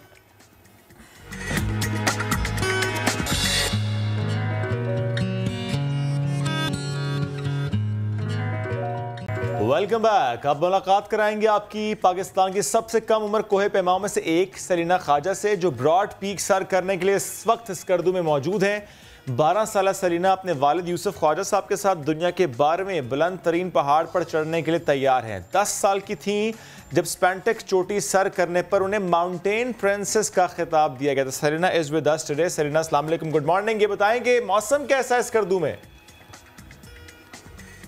बहुत शुक्रिया मुझे अपने शो में इनवाइट करने के लिए। अभी हम स्कर्दू में हैं और बहुत प्लेजेंट मॉर्निंग है, स्लाइटली विंडी भी है और क्लाउडी भी है, पर हम बहुत एंजॉय कर रहे हैं। ठीक है, अच्छा सलीना मुझे ये बताएं कि इतनी छोटी सी उम्र और इतने बड़े बड़े पहाड़ों को सर करना, डर तो नहीं लगता? डर तो नहीं लगता, मैं इंजॉय करती हूँ, पर बहुत सारे ख़तरे भी हो सकते हैं, तो इसलिए बहुत केयरफुली हमें जाना पड़ता है। मतलब कि कभी मौसम ख़राब हो सकता है, कोई एवलांच आ सकता है, कोई क्रेविस हो सकता है, या किसी की तबीयत अगर ख़राब हो जाए, वो भी बहुत बड़ा मसला हो सकता है। ओके, आई एम श्योर आपने इससे मुतालिक बहुत ज़्यादा स्टडी भी किया होगा, ब्रॉड पीक से मुतालिक, चूँकि ज़रा आपने वो सर करनी है, तो इससे मुतालिक बताएं कि कितनी ऊंचाई है और कितनी तैयारी की है आपने इस मिशन के लिए, क्या चैलेंजेस आपको नज़र आ रहे हैं? ब्रॉड पीक की एलिवेशन 8047 मीटर है। ये वर्ल्ड्स 12th हाईएस्ट माउंटेन है। ये शिगर डिस्ट्रिक्ट में वाक़ है और इसके लिए मैं तैयारी अपनी पिछली बर्थडे से कर रही हूँ, 9 अक्टूबर से। अच्छा सलीना, हमने देखा कि कोह पैमा जो होते हैं उनकी बहुत सख्त ट्रेनिंग होती है, जिसके बाद वो पहाड़ सर करने की मुहिम पर जाते हैं। आपने कितनी सख्त ट्रेनिंग की है? इसके लिए ट्रेनिंग तो ज़्यादातर मैंने जिम में की थी, और इसके अलावा जो हमारी लोकल ट्रेनिंग पीक है मिरंजानी टॉप, उसको मैंने 175 टाइम्स की है। पर जो असल ट्रेनिंग इसकी होती है वो बेस कैंप से ऊपर शुरू होती है, जो हमारी रोटेशंस होती है एक्लाइमेटाइजेशन के लिए। ओके, टारगेट क्या सेट किया आपने इसके लिए, कितने टाइम में सर करनी है? इसकी एवरेज ड्यूरेशन जो फुल ट्रिप की होती है वो यूजुअली 50 डेज़ होती है। और इसका टारगेट तो यूजुअली सिर्फ यही होता है कि समिट तक जाएं, क्योंकि और कोई टारगेट आप रख नहीं सकते, कोई टाइम लिमिट, क्योंकि वेदर पे डिपेंड करता है, बंदे की हेल्थ पे डिपेंड करता है, जो रोटेशंस हम करते हैं क्लाइमेटाइजेशन के लिए उस पर डिपेंड करता है, तो इसके लिए कोई स्पेसिफिक आप टाइम लिमिट भी नहीं रख सकते। ठीक है, तो मुझे ये बताएं गोल्स क्या क्या हैं आपके? स्कूल जाती हैं आप, या ज़्यादातर तवज्जो बस ये होती है कि पहाड़ों की सैर करनी है, उनको सर करना है? मैं अपनी ट्रेनिंग के साथ साथ स्कूल भी जाती हूँ, सिटी स्कूल में। अभी मैं इस एक्सपेडिशन के बाद 8th ग्रेड भी स्टार्ट करूँगी, और हम पहाड़ों पे सैर के लिए नहीं जाते क्योंकि सैर करने के लिए टाइम ही नहीं होता। अगर हम ट्रेनिंग पे जाते हैं तो हमें बहुत तेज़ तेज़ चलना पड़ता है। तो हम पहाड़ों पे या उसको समिट करना चाहते हैं या ट्रेनिंग के लिए जाते हैं। ओके सेलेना, 10 साल की थी जब आपने 7000 मीटर बुलंद स्पेंटेक चोटी सर की थी। आपको इसीलिए माउंटेन प्रिंसेस कहा जाता है। कितना अच्छा लगता है जब इस खिताब से लोग आपको पुकारते हैं? मुझे बहुत अच्छा लगता है जब लोग मेरी तारीफ़ करते हैं और मेरे वर्ल्ड रिकॉर्ड्स के बारे में बात करते हैं। और मेरे वर्ल्ड रिकॉर्ड से पाकिस्तान का इमेज भी बेहतर हो जाता है कि जो बाहर के मुल्क हैं वो ये नहीं समझते कि यहाँ पे बच्चियाँ घरों के अंदर बंद हैं, बल्कि वो बाहर जाके वर्ल्ड रिकॉर्ड्स भी बना सकती हैं।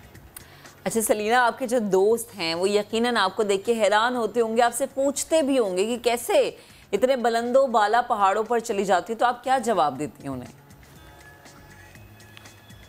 मेरी जो पुरानी फ्रेंड्स हैं वो तो आदी हो गई हैं मुझे टीवी शोज़ पे देख के, और वैसे जो मेरे इंटरव्यूज़ आते हैं या सोशल मीडिया पे मेरे बारे में जो ख़बरें चल रही होती हैं।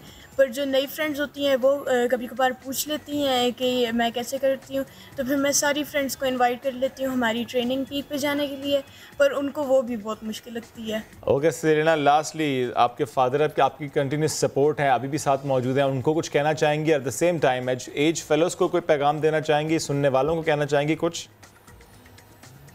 पापा को तो मैं यही कहती हूँ कि बड़े से बड़ा एक्सपेडिशन अरेंज करें, क्योंकि हमने 7000 पहले कर लिया हुआ है, तो 8000 के लिए अरेंज करना थोड़ा मुश्किल होता है क्योंकि उसके लिए ज़्यादा फंड्स की ज़रूरत होती है, और गवर्नमेंट ने अभी तक हमें 1 रुपया नहीं दिया, उन्होंने सिर्फ वादे किए हैं। तो ये वाला एक्सपेडिशन भी पापा ने बहुत मुश्किलों से अरेंज किया गवर्नमेंट की हेल्प के बगैर, और मैं पापा को कह रही हूँ कि इस एक्सपेडिशन के बाद हम नेपाल जाएँ कोई और 8000 करने के लिए। और मैं अपने एज फेलोज़ को ये बोलूँगी, जो मैंने अपने ऊपर अप्लाई किया था, हमारे प्राइम मिनिस्टर इमरान खान साहब ने कहा हुआ है कि aim high, work hard and achieve your goals. जब आप अपने गोल पे एम करेंगे और फिर उसके लिए हार्ड वर्क करेंगे तो आप इन नो टाइम उस तक पहुंच जाएंगे। बहुत शुक्रिया, साथ मौजूद थे, अच्छा लगा आपसे बात रही। Wish you all the very best for this summit. अब एक क्विक ब्रेक लेंगे, वापस आएंगे नाजरीन, stay with us.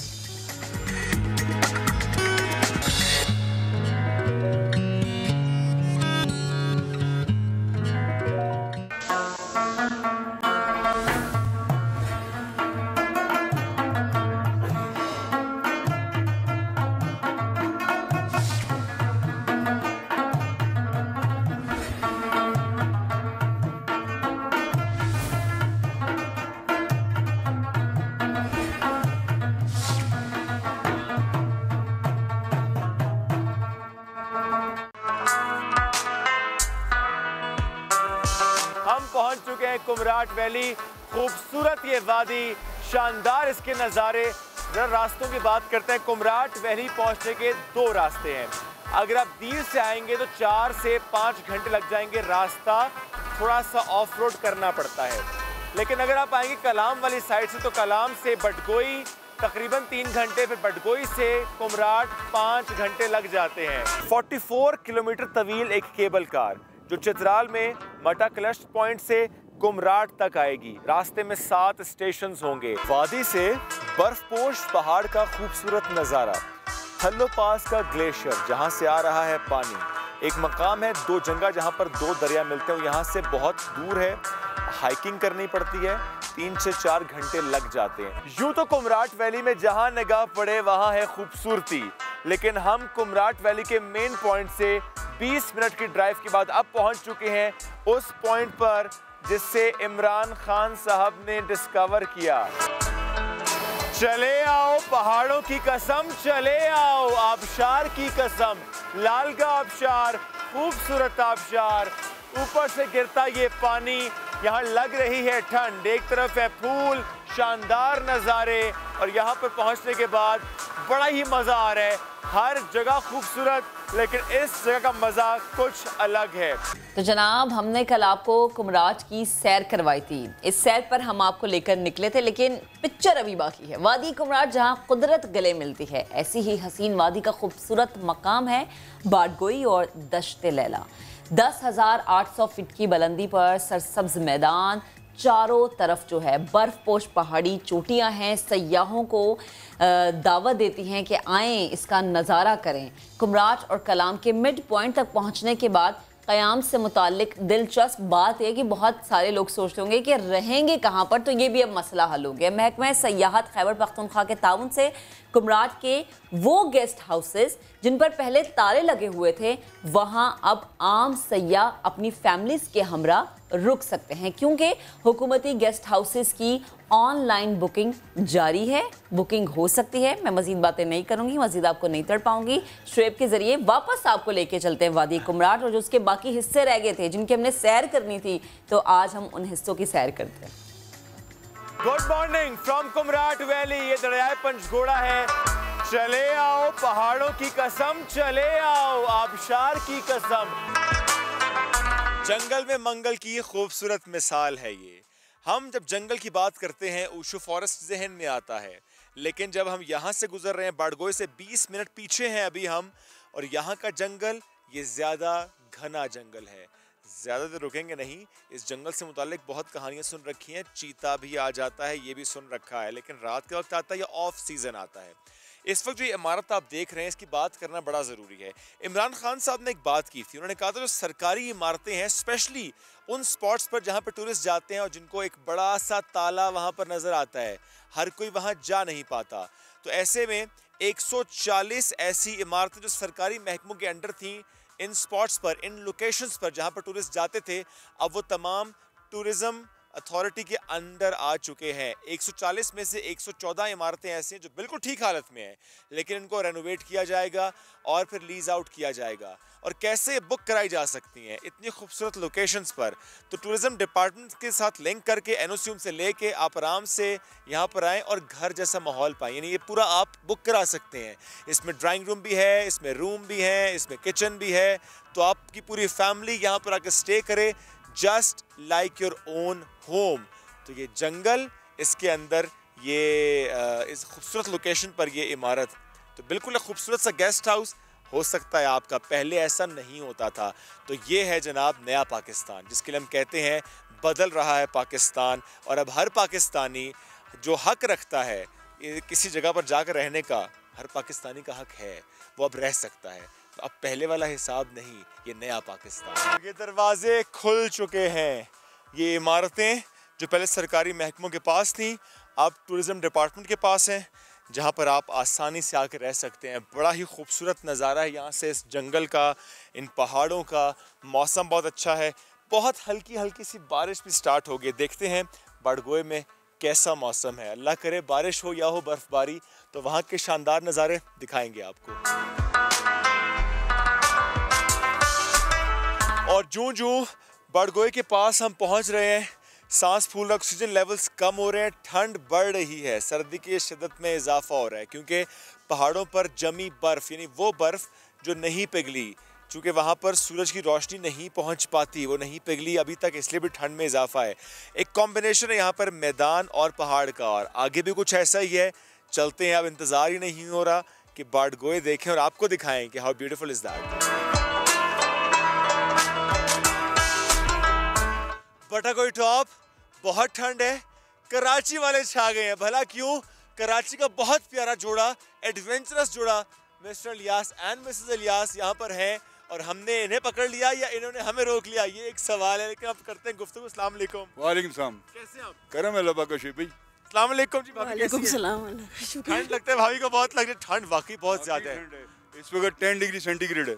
10 degree centigrade. Ilyas साहब मुझे बताएं, कब निकले कराची से? आज संडे को निकले और तकरीबन 3 दिन लगे हमें यहाँ तक, और फिर कुमराट के अंदर 3 दिन स्टे किया है। और अभी सफ़र जारी है। और कुमराट से यहाँ बैक के रास्ते हम जा रहे हैं कालाम, और ये एडवेंचर ही है हमारे लिए, जैसे रास्ते आपने भी देखेंगे शुएब भाई। और सबसे बड़ी बात है कि आप मुझे मिल गए, मुझे यकीन नहीं आ रहा कि शुएब भाई यहाँ पे। बात ये सारी, कराची वाले छा गए ना? कराची वाले छा गए। सर मुझे ठंड लग रही है, मैंने मफलर भी लिपेट लिया, जैकेट पहन ली, भाभी ने टोपी चादर सब इंतजाम किया। सर मैं जवान हूँ। अच्छा सर मैं जवान हूँ। क्या बात है जी। अभी आप बताएं, जब इन्होंने कहा आपसे कि ट्रिप पे जाना और यहाँ जाना, तो आपने क्या कहा था? बस एंजॉय करने निकले। पहले तो मना कर रही थी, नहीं नहीं, फिर मान गई, मना लिया।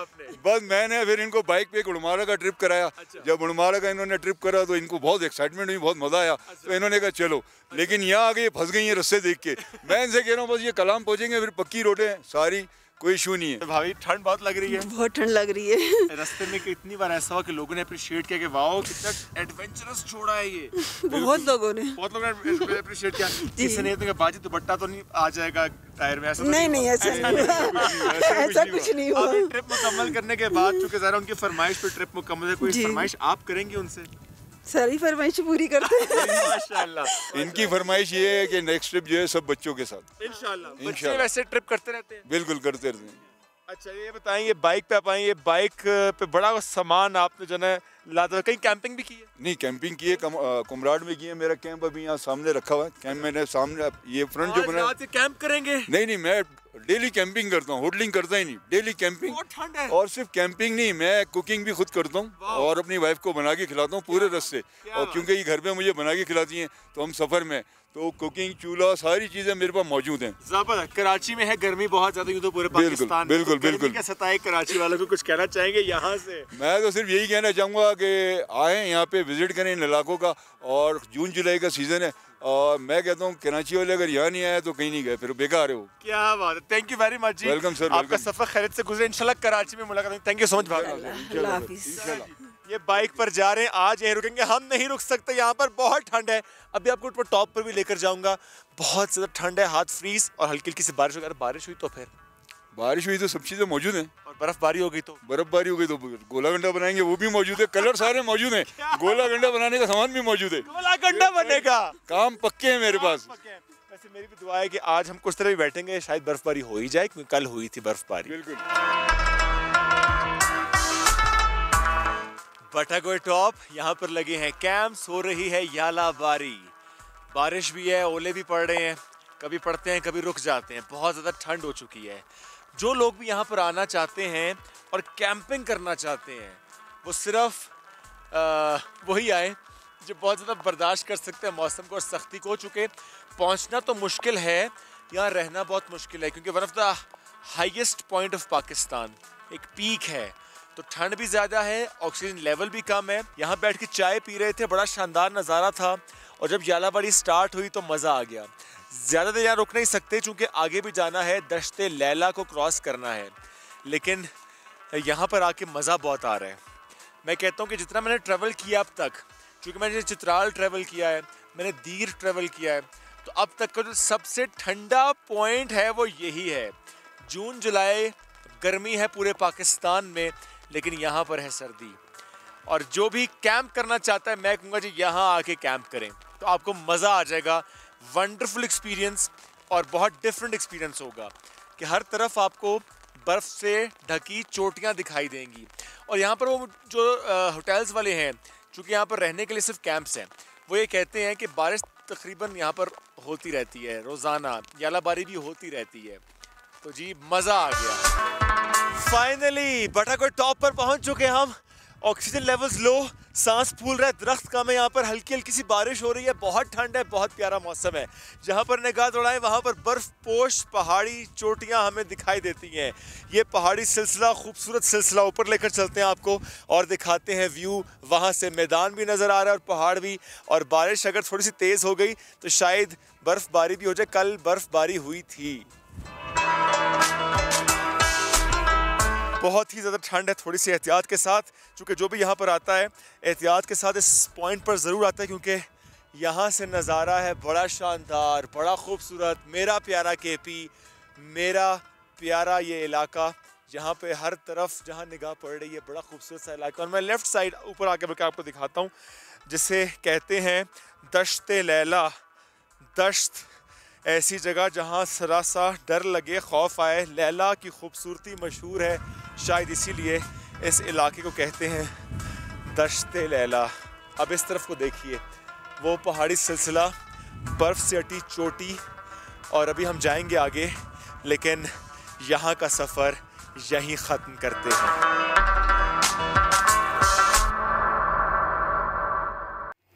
वाह श्रेय, मजा आया ना? बहुत ज्यादा मजा आया, आपको भी बहुत ज्यादा मजा आया होगा।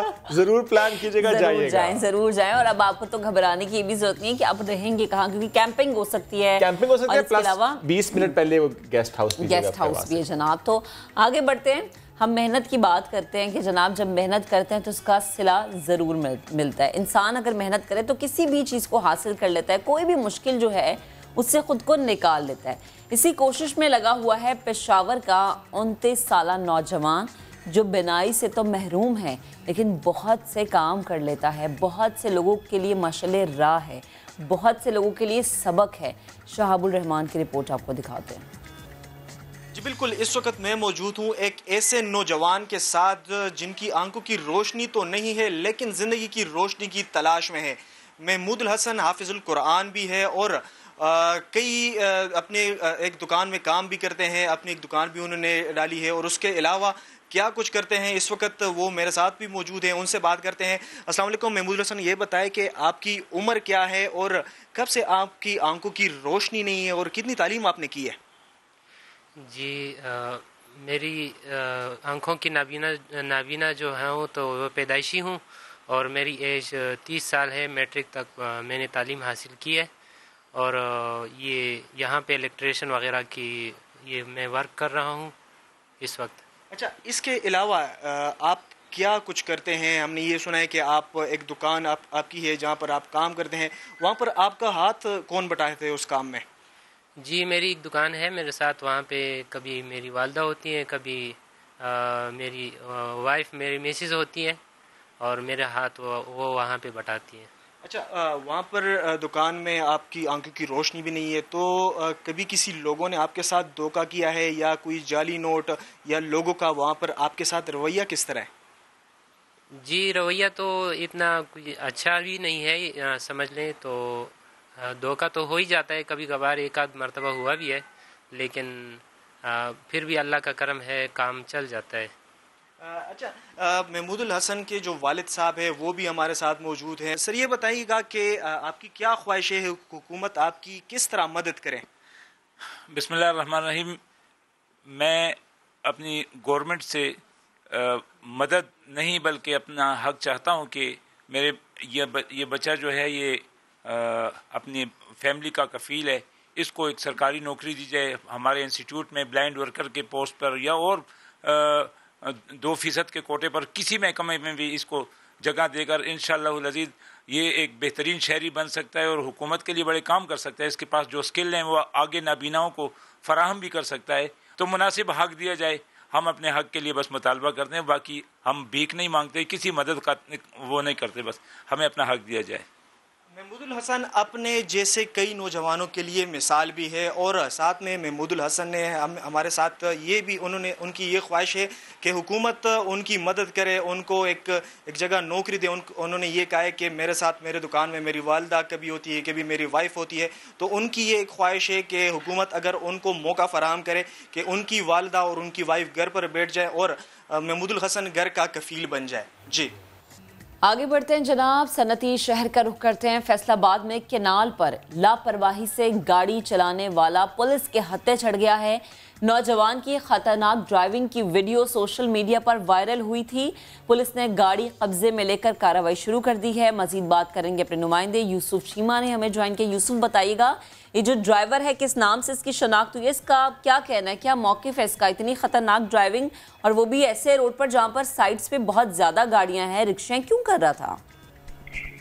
देखें, बिल्कुल ये कनाल रोड जो काफी बिजी रोड है, यहाँ पर ये वीडियो सामने आई थी जहाँ पे एक लैंड क्रूजर बहुत ज्यादा रैश ड्राइविंग कर रही थी और शहरियों के पास से गुजर रही। खतरनाक ड्राइविंग की वीडियो जो है बाकायदा उसके दोस्तों ने अपलोड की सोशल मीडिया के ऊपर, जिसके ऊपर पुलिस ने जो है एक्शन लिया और एक्शन लेते हुए तकरीबन 24 घंटे जो है गाड़ी की तलाश जारी रखी गई और गाड़ी की तलाश जो है वो करने के बाद ये गाड़ी अमीन टाउन के रहायशी खुरम शहजाद की थी, जिसको पुलिस ने हिरासत में भी ले लिया और मदीना टाउन जो थाने है वहाँ पर उनको गिरफ्तार करके उसके खिलाफ मुकदमा भी दर्ज कर लिया गया। इब्तदाई तौर पर ये बताया जा रहा है कि ये अपने दोस्तों के साथ हुल्लड़बाजी करने के लिए बाहर निकले हुए थे, तो हम इसी वीडियो जो है इनके दोस्तों ने अपलोड की, जिसके बाद पुलिस ने एक्शन लिया है।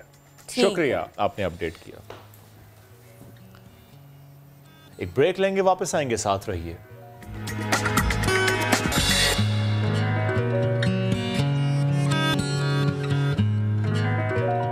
Welcome back. अब बात करते हैं क्वेटा की और वहां का मुनफरिद रेस्टोरेंट। इसकी एक तस्वीर हमने देखी, दिल किया फौरन क्वेटा पहुंच जाए, लेकिन हम आपको दिखाते हैं कि वो तस्वीर इतनी प्यारी क्यों है। वहां पर शहरी जब जाते हैं तो पानी के बिल्कुल दरमियान बैठकर खुली फजा में लजीज पकवानों के मजे उड़ाते हैं। बड़ी प्यारी ये जगह नूरुल आरिफीन दिखाएंगे अपनी इस रिपोर्ट में। कोयटा में इटली के शहर वीनस जैसे नजारे, पानी के दरमियान छोटे छोटे जजीरे और लकड़ी के पुल। शहर से 15 किलोमीटर दूर कुचलाग बाईपास पर कायम अनोखा होटल सबके दिल को भा गया। कोयटा में अपनी नोयत का ये एक पहला, मैं समझता हूँ, एक बड़ा अच्छा खाने के लिहाज से और तफरीह के लिहाज से एक बड़ा अच्छा पुरवकार और एक बड़ा अच्छा मकाम है। शहरी कहते हैं मुनफरिद अंदाज से बनाए गए तफरीही मकाम का पुरसुकून माहौल इंसान के दिल को राहत पहुंचाता है। पानी की वजह से नीले रंग को देख के दिल खुल सा जाता है, ठीक है, तो काफ़ी मैंने एंजॉय किया, खाना वगैरह काफ़ी अच्छा था। बड़ों के साथ साथ बच्चे भी यहाँ लुत्फ अंदोज होते नजर आते हैं। हमें झूले में बहुत मज़ा आ रहा है, बहुत एंजॉय कर रहे हैं। अफगानी, अरबी, टर्किश और चाइनीज डिशेस के अलावा रवायती खानों की भीनी भीनी खुशबू लोगों को यहाँ अपनी जानिब खींच लाती है। मेरे बड़े भाई अबिद का आइडिया था, चूँकि वो खुद मुसव्विर है, तो उन्होंने कहा कुछ ऐसा आइडिया और टीम अप्लाई करते हैं जो यहाँ पे लोगों को महसूस होने के साथ खाने और सर्विस भी प्रोवाइड करें हम लोग। सूरज ढलने के बाद यहाँ की रौनकों में मजीद इजाफा हो जाता है। कैमरामैन जुनैद अकबर के साथ नूरुल आरिफीन, समा, कोयटा। खूबसूरत ये जगह थी, यहाँ वाकई जाने का दिल चाह रहा है। ये मैं इमेजिन नहीं कर रहा था कि कोयटा में मतलब इस लेवल का रेस्टोरेंट। तुम्हारा जगह जाने को दिल कर जाता है। जो चीज हम दिखाते हैं शुभ कहते हैं यहाँ पर हम जा सकते हैं, वो करीब हो तो शुभ वीकेंड पे जा भी सकते हैं। जाके दिखाऊंगा अगर आपकी तबीयत ठीक है तो। हाँ, खा पी सकते हैं, अगर आप खा पी सकते हैं तो। आगे बढ़ते हैं जनाब। जब हम खाने पीने की बातें करते हैं तो कोई एक शख्स ऐसा नजर आ जाता है जो कि अवाम पे तरस खा लेता है, सस्ती चीजें फरोख्त कर देता है, लेकिन उस पर मुकदमा दर्ज हो जाता है। लाहौर से खबर है जहां सस्ती सब्जी फरोख्त करने के मुकदमे में सेशन कोर्ट ने मुल्जिम वक्कास की अबूरी जमानत मंजूर कर ली है। मजीद बात करेंगे अपने नुमाइंदे अरशद अली से। जी अरशद, बताइएगा। जी बिल्कुल, जो है वो थाना रायवंड सिटी में मोहम्मद वकास के ऊपर सब्जी फरोख्त करने के ऊपर जो है वो मुकदमा दर्ज किया गया था, जिस पर जो है वो मुल्जिम ने बाकायदा गिरफ्तारी के डर से अपनी अबूरी दरख्वास्त जमानत जो है वो सेशन अदालत से करवा ली है। एडिशनल सेशन जज ताहिर इस्लाम ने 50,000 रुपए के मुचलकों की वजह से मुल्जिम की अबूरी दरख्वास्त जमानत मंजूर की है और मुल्जिम को 7 जुलाई तक रायवंड सिटी पुलिस को ये हिदायत की है कि मुल्जिम को गिरफ्तार ना किया जाए। तहम जो है वो मुल्जिम का पुलिस ने तमाम रिकॉर्ड जो है वो अदालत के रूबरू पेश करने के अहकामात जारी किए हैं। मुल्जिम के ऊपर जो है वो थाना रायवंड पुलिस ने जो मुकदमा दर्ज किया गया था वो सस्ती सब्जी फरोश का जो है वो मुकदमा था और 5 मुख्तलिफ दफात के तहत ये मुकदमा दर्ज किया गया था। मुल्जिम ने दरख्वास्त में ये मौक़िफ़ इख्तियार किया है कि अवाम की सहूलत के लिए जो है वो सस्ती सब्जी फरोख्त कर रहा था। ताहम जो है वो इंतजामिया ने मिली भगत के साथ जो है वो मेरे ऊपर हक़ाइक़ के बरक्स जो है वो मुकदमा दर्ज किया है। अदालत मेरी अबूरी दरख्वास्त जमानत मंजूर करे, जिस पर अदालत ने अबूरी दरख्वास्त जमानत 7 जुलाई तक मंजूर कर ली है और मुतल्लिका पुलिस को मुल्जिम को गिरफ्तार करने से रोक दिया है। ठीक, अरशद, आपने इस खबर की तफसील तो दी। एक और मामला भी रिपोर्ट हुआ है जहां पेशी पर आए मुल्जिम जुल्फिकार को कमरा अदालत में हार्ट अटैक हुआ है। ये मुल्जिम जाली चेक के मुकदमे में पेशी पर आया था, इसकी डिटेल भी दीजिएगा।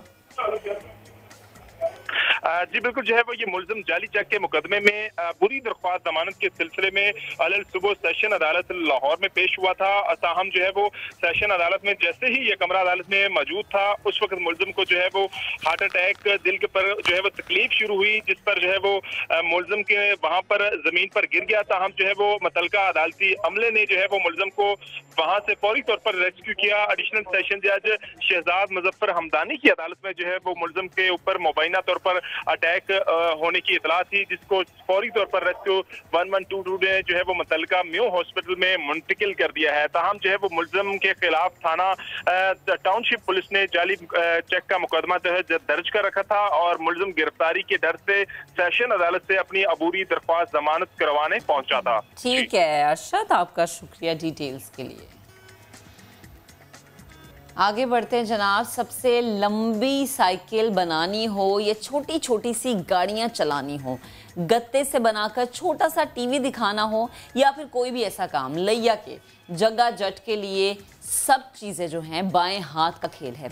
जी हाँ, आज हम आपको मिलवा रहे एक ऐसी शख्सियत से जो ज़्यादा पढ़ा लिखा तो नहीं है, लेकिन हाथ में ऐसा हुनर है कि मोटर से चलने वाली छोटी गाड़ियां बनाकर सबको हैरान कर देता है। जगह जट जो है टेक्निकल के नाम से यूट्यूब चैनल पर अपनी वीडियोस से धूम मचाने वाले उसामा जो हैं वो आज हमें ज्वाइन करेंगे। हम उनसे जानेंगे कि ये शौक़ जो है कैसे पैदा हुआ। अस्सलाम वालेकुम उसामा, गुड मॉर्निंग। मुझे ये बताएं कि छोटे छोटे ट्रैक्टर, छोटी छोटी गाड़ियाँ, ये सिलसिला कब शुरू हुआ? क्या किसी से आपने ये सीखा था या किसी को देख के इम्प्रेस हुए थे? बिस्मिल्लाहिर्रहमानिर्रहीम, अस्सलाम वालेकुम। ये बचपन के उन दिनों की बात है कि जब हम खिलौने देखते थे, मैं खिलौने देखता था लेकिन ख़रीदने के पैसे नहीं होते थे कि मैं वो खिलौना खरीदूँ, उसके साथ खेलूँ। तो ऐसे ही जब मैं शहर में जाता, बाज़ार जाता तो खिलौने देखता लेकिन वो ख़रीद नहीं सकता था। फिर घर आके मैं जो घर के जो कबाड़ काट से मैं वो उसी खिलौने की जो शक्ल उसी खिलौने की शक्ल बनाने की कोशिश करता। 1-2 मरतबा ट्राई करने के बाद जो है ये वो मेरा खिलौना बन जाता। ये सबसे पहले जो मैंने खिलौना बनाया था वो ये 2013 के अंदर मैंने एक फ्रंट प्लेट वाला ट्रैक्टर बनाया था, तो जो बहुत अच्छा बना। उसको मैंने तकरीबन 6 मंथ के अंदर तैयार किया। 1 मरतबा तैयार करता, 2 मरतबा तैयार करता, कोई ना कोई, फिर उसके अंदर कोई ना कोई गलती रह जाती। लेकिन आखिरकार 6 मंथ की जो मेहनत है वो मेरी रंग ले आई और मैंने वो फ्रंट प्लेट वाला ट्रैक्टर तैयार कर लिया। अच्छा उसामा, क्या वजह थी तालीम हासिल ना करने की? तालीम हासिल करने का बहुत ज़्यादा शौक था और मैं ज़हन भी काफ़ी ज़्यादा था। क्लास में जब मैं प्राइमरी तक पढ़ता रहा हूँ तो अक्सर जो मेरी क्लास में अव्वल पोजीशन आती थी, लेकिन घरेलू हालात की वजह से, गुर्बत की वजह से और वसाइल की कमी की वजह से मैं नहीं पढ़ सका। अच्छा उसामा, मुझे ये बताएं कि YouTube पर आपकी वीडियोस की धूम मची हुई है। जब लोग आपके काम को पसंद करते हैं, दाद देते हैं, अच्छे अच्छे कमेंट्स करते हैं, कितनी खुशी महसूस होती है?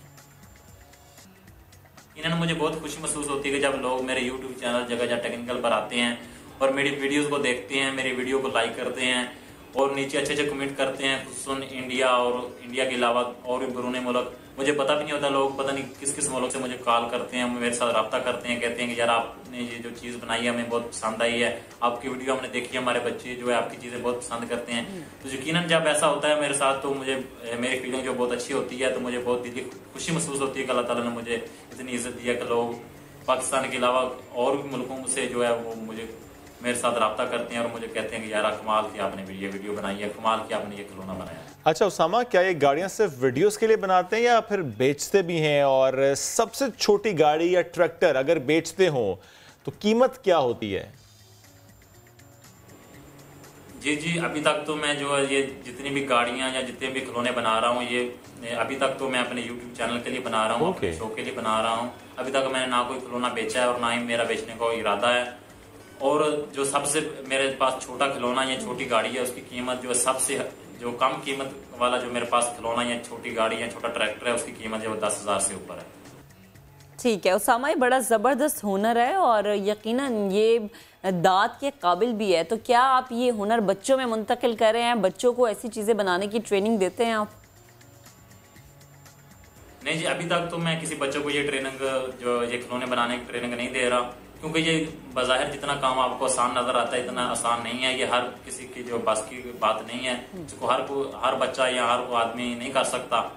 और दूसरी वजह ये भी है कि मेरे पास इतने वसाइल नहीं है, मेरे पास कोई लैब वगैरह नहीं है कि जिसके अंदर मैं बच्चों को ट्रेनिंग दूँ। मेरे पास इतनी जगह नहीं है।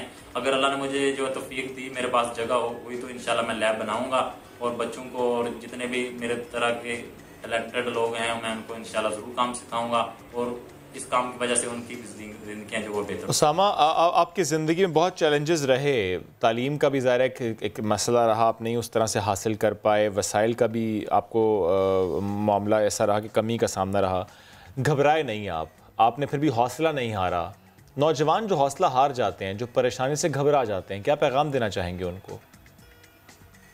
मैं अपने नौजवानों और अपने हम उम्र लोगों को यही पैगाम दूंगा कि अपने वक्त को ज़ाया और बर्बाद ना करें। अपना जो टाइम है वो मोबाइल के ऊपर ज़्यादा ज़ाया ना करें, क्योंकि ये वक्त जो गुजर जाता है वो दोबारा आपके हाथ में नहीं आए।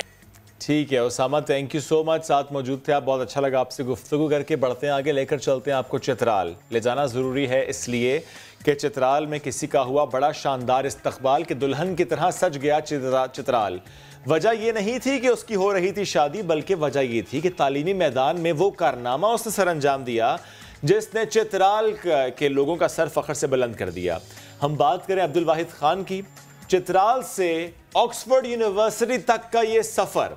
अब्दुल वाहिद खान चित्राल के पहले नौजवान हैं जिसको ऑक्सफोर्ड यूनिवर्सिटी में PhD करने के लिए दाखिला मिला। ये बहुत बड़े फ़ख्र की बात है। अब्दुल वाहिद ने आज हमें ज्वाइन किया, उनसे हम बात करेंगे। अब्दुल वाहिद, ये अमूमी तौर पर समझा जाता है कि अगर दुश्वार गुजार इलाका है, कोई ऐसा इलाका है जहाँ से लोग बाहर निकलना ज़रा उनके लिए मुश्किल हो जाता है, तालीम का हसूल आसान नहीं होता, वहाँ यूनिवर्सिटीज़ का मामला इतना अच्छा नहीं होता, तो थोड़ा सा मुझे पहले अपनी आप एजुकेशन से मुतालिक बताएं, बैकग्राउंड से मुतालिक बताएं कि आपने इब्तदाई तालीम कहाँ से हासिल की? तालीम के लिए चित्राल से क्या बाहर निकलना पड़ा आपको? जो पहाड़ी इलाके हैं, जो मार्जिनलाइज कम्युनिटीज़ हैं, वहाँ पे तालीम हासिल करना इतना आसान नहीं होता। और मेरा भी कुछ ऐसा ही सफ़र रहा है। मैंने शुरू से ही घर से कोई 8-10 घंटे दूर एक टाउन में द्रोश जिसका नाम है, वहाँ पब्लिक स्कूल से मैंने 8वीं जमात तक तालीम हासिल की।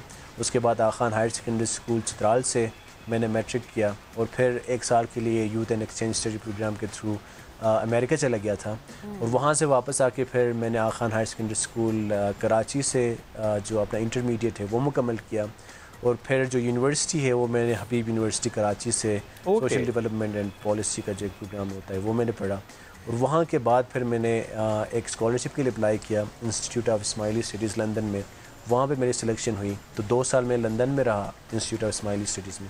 उसके बाद जो 3rd ईयर में फिर मैं ऑक्सफोर्ड यूनिवर्सिटी जो है वहाँ से मैंने मास्टर्स में दाखिला लिया और अभी जो है उसके थीसिस पे काम कर रहा हूँ। अच्छा अब्दुल वाहिद, मुझे ये बताएं कि आपके जो वालिद साहब हैं, मैं उनका भी जिक्र यहाँ पे करना चाहूँगी। चित्राल स्काउट्स में सूबेदार मेजर थे, तो आपको वालिद साहब से कितना सीखने को मिला? वो तालीम के हुसूल के लिए कितना ज़ोर देते थे, क्या कहते थे?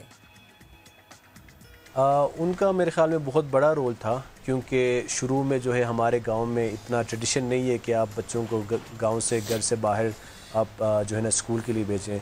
लेकिन मेरे जो मरहूम वालिद थे उनको मेरे ख्याल में वो एक बहुत ही एक डिफरेंट सोच के मालिक थे। इस वजह से उन्होंने शुरू से ही जो है एजुकेशन पे बहुत ज़ोर दिया और हमें गांव से दूर जो है एक बेहतरीन स्कूल में दाखिला दिलवाया।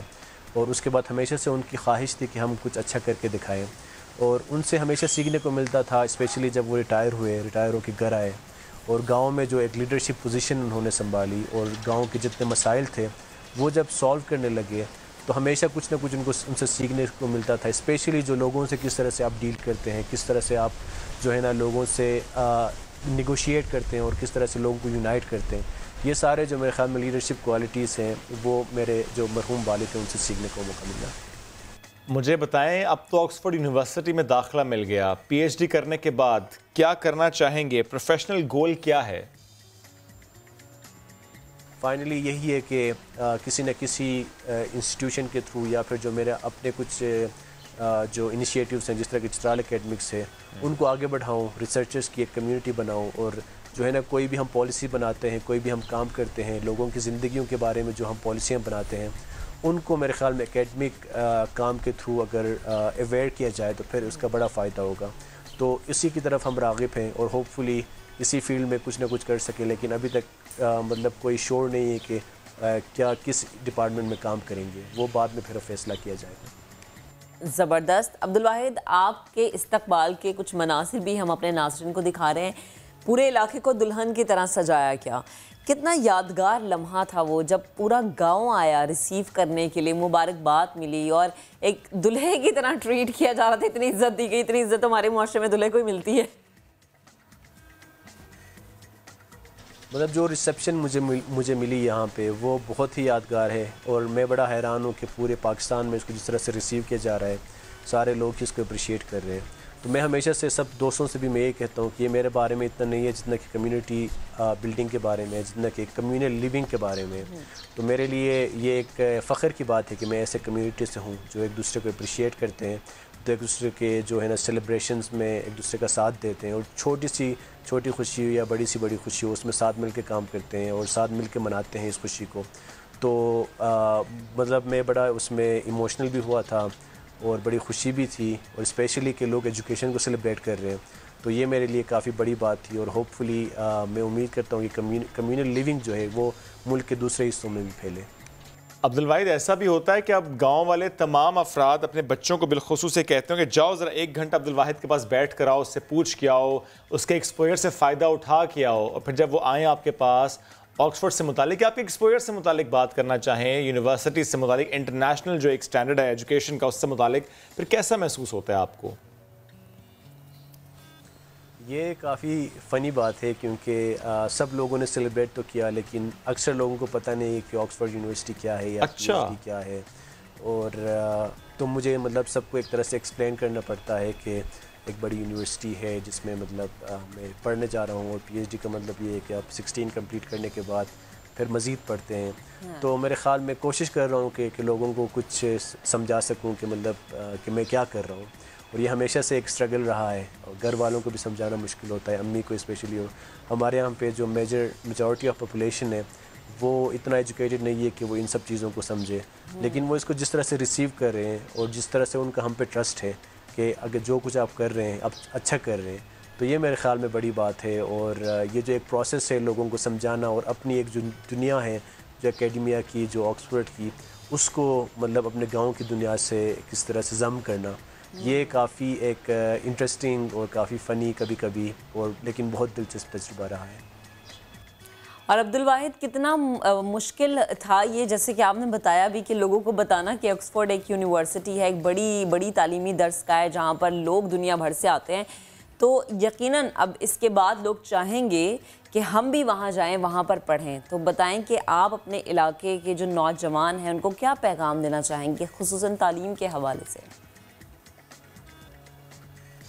मेरा पैगाम यही होगा कि हमारे जो है मसाइल हैं वो ज़्यादा हैं, हमें अपॉर्चुनिटीज़ इतनी ज़्यादा नहीं मिलती, और फेयर जो है ना गेम नहीं है दूसरे लोगों के साथ हमारा। जो हमारे जितने भी रूरल एरियाज़ के लोग हैं, जो मार्जिनलाइज्ड कम्युनिटीज़ हैं, जो माइनॉरिटीज़ हैं, उन सब से मेरी गुजारिश यही है कि जितना हो सके जो है ना इन मुश्किल हालात में गिव अप करने के बजाय कोशिश करें कि आप किस तरह से कंट्रीब्यूट कर सकते हैं, किस तरह से आप जो है ना स्टैंड कर सकते हैं इन तमाम जो मसाइल हैं उनके ख़िलाफ़। और जितने भी आपको अपॉर्चुनिटीज़ मिल रही हैं, अपॉर्चुनिटीज़ पहले ढूंढें और फिर उनको जो है ना आप टैप करें, आप उससे कुछ ना कुछ फ़ायदा हासिल करें, अल्टरनेटिव अपने लिए ढूंढें। जहाँ पे अगर एक जगह काम नहीं बन रहा तो दूसरे तरीके से आप काम करें।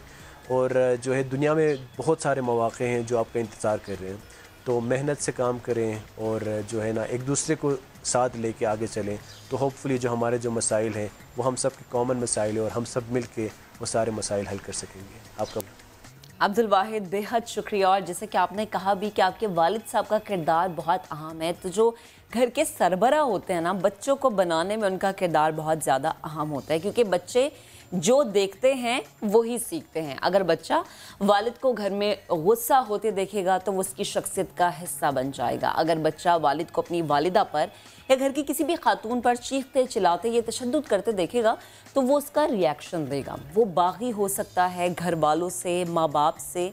ऐसे बच्चों में फ्रस्ट्रेशन, मायूसी और गुस्से की हालत का तारी होना मुमकिन है। अगर वालिदैन तशद्दुद के ज़रिए कोई बात मनवाने या मसला हल करने की कोशिश करेंगे तो बच्चे बड़े होकर वही रवैया अपना लेते हैं। तो ये वीडियो हमने आपको दिखाई, इंतहाई सबक आमूज़ ये वीडियो है। इसी पर बात करने के लिए हमें ज्वाइन किया है mental health expert Sharmeen Khan साहिबा ने। शर्मीन साहिबा, बेहद शुक्रिया आपके वक्त का।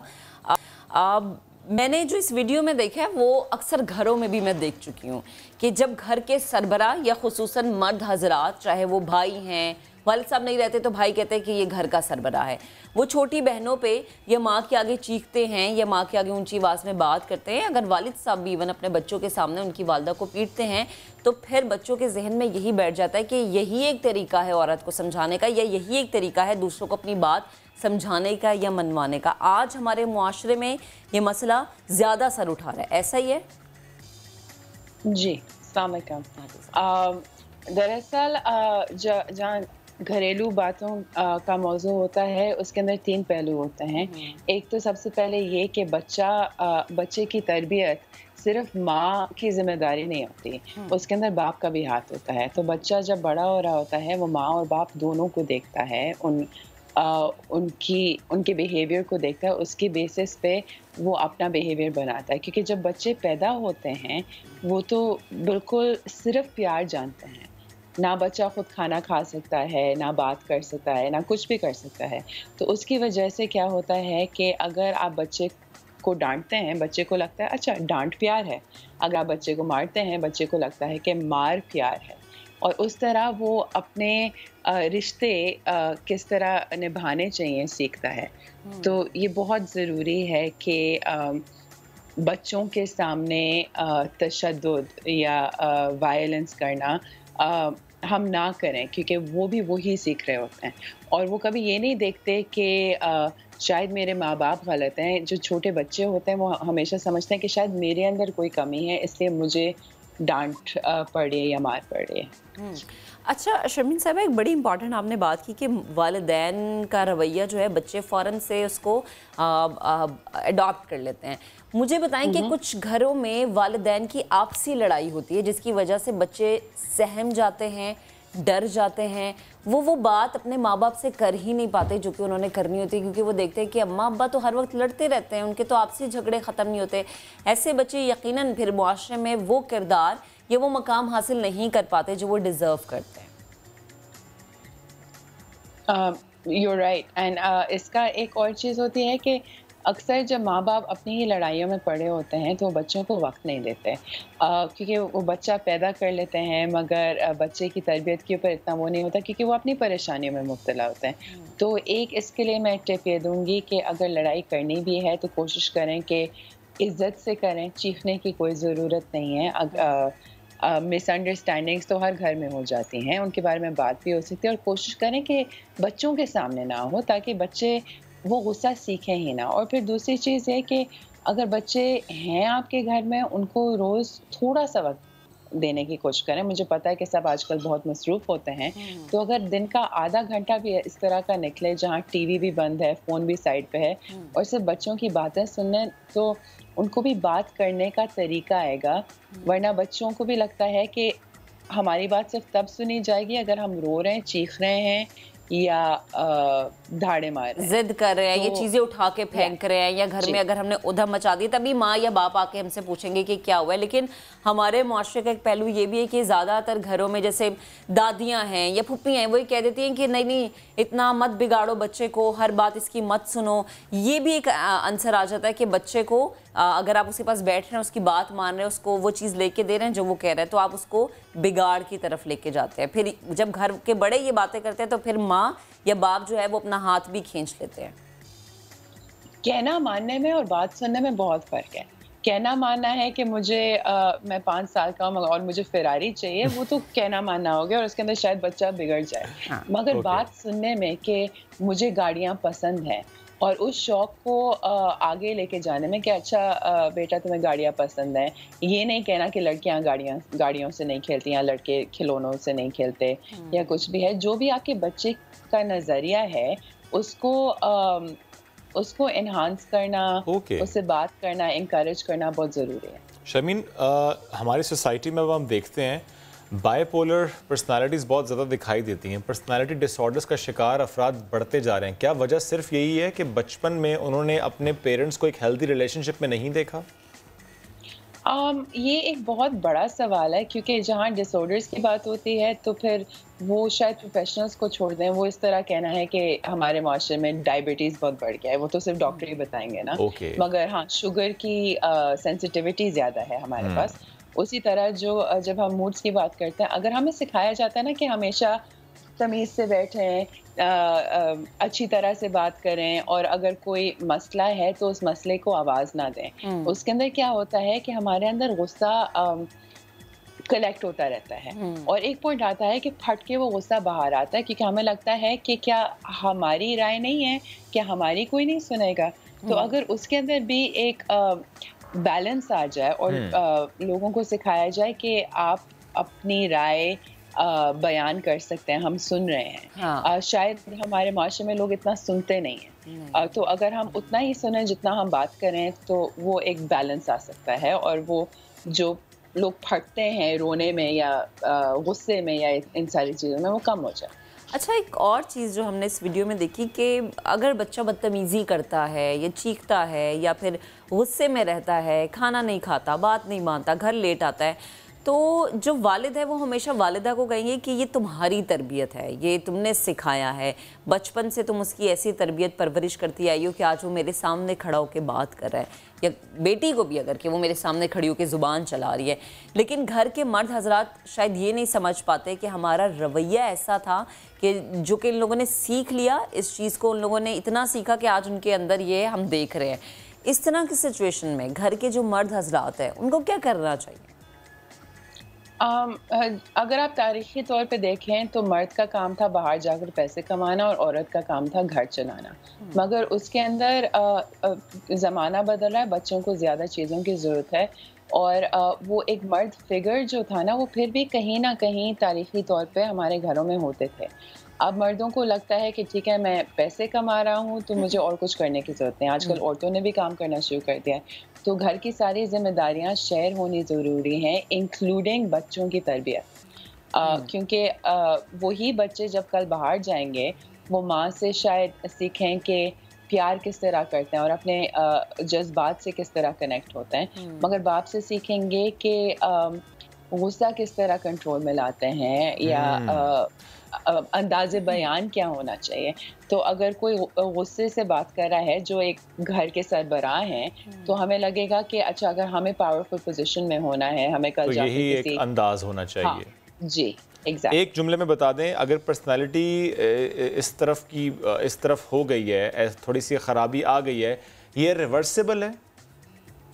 सब कुछ रिवर्सिबल है और एक चीज़ है कि आई थिंक हमारे माशरे के अंदर जो हम एक नेगेटिव टॉक जो खबरनामे पे हर जगह सुनते हैं ना, उससे भी हमारे अंदर वो एक नेगेटिविटी रीइंफोर्स होती रहती है, तो थोड़ी सी पॉजिटिव लैंग्वेज लाने में भी बहुत फर्क। पॉजिटिव एनवायरनमेंट बहुत ज़रूरी है। Thank you very much Sharmeen, साथ मौजूद थी, आप गुफ्तगू कर रही थे। क्विक ब्रेक नहीं बल्कि अल्लाह हाफ़िज़ कहने का वक्त हुआ। आपसे मुलाकात करेंगे मंडे को। होप आपका वीकेंड बहुत अच्छा गुजरे और सिनेमा खुल चुका है, हो सकता है मूवी देखने भी चले जाएं, कहीं खाने पीने भी जा सकते हैं। अगर वैक्सीनेशन होगे तो जाइएगा, तो जाएं, क्योंकि वो वैक्सीनेशन का आपको जो आपका सर्टिफिकेट है वो भी चेक होगा। तो बेस्ट ऑफ नया दिन ज़रूर देखें, वीकेंड पे ख्याल रखें अपना। अल्लाह हाफिज़, खाएं पिएं, मौज मस्ती करें, बाय बाय।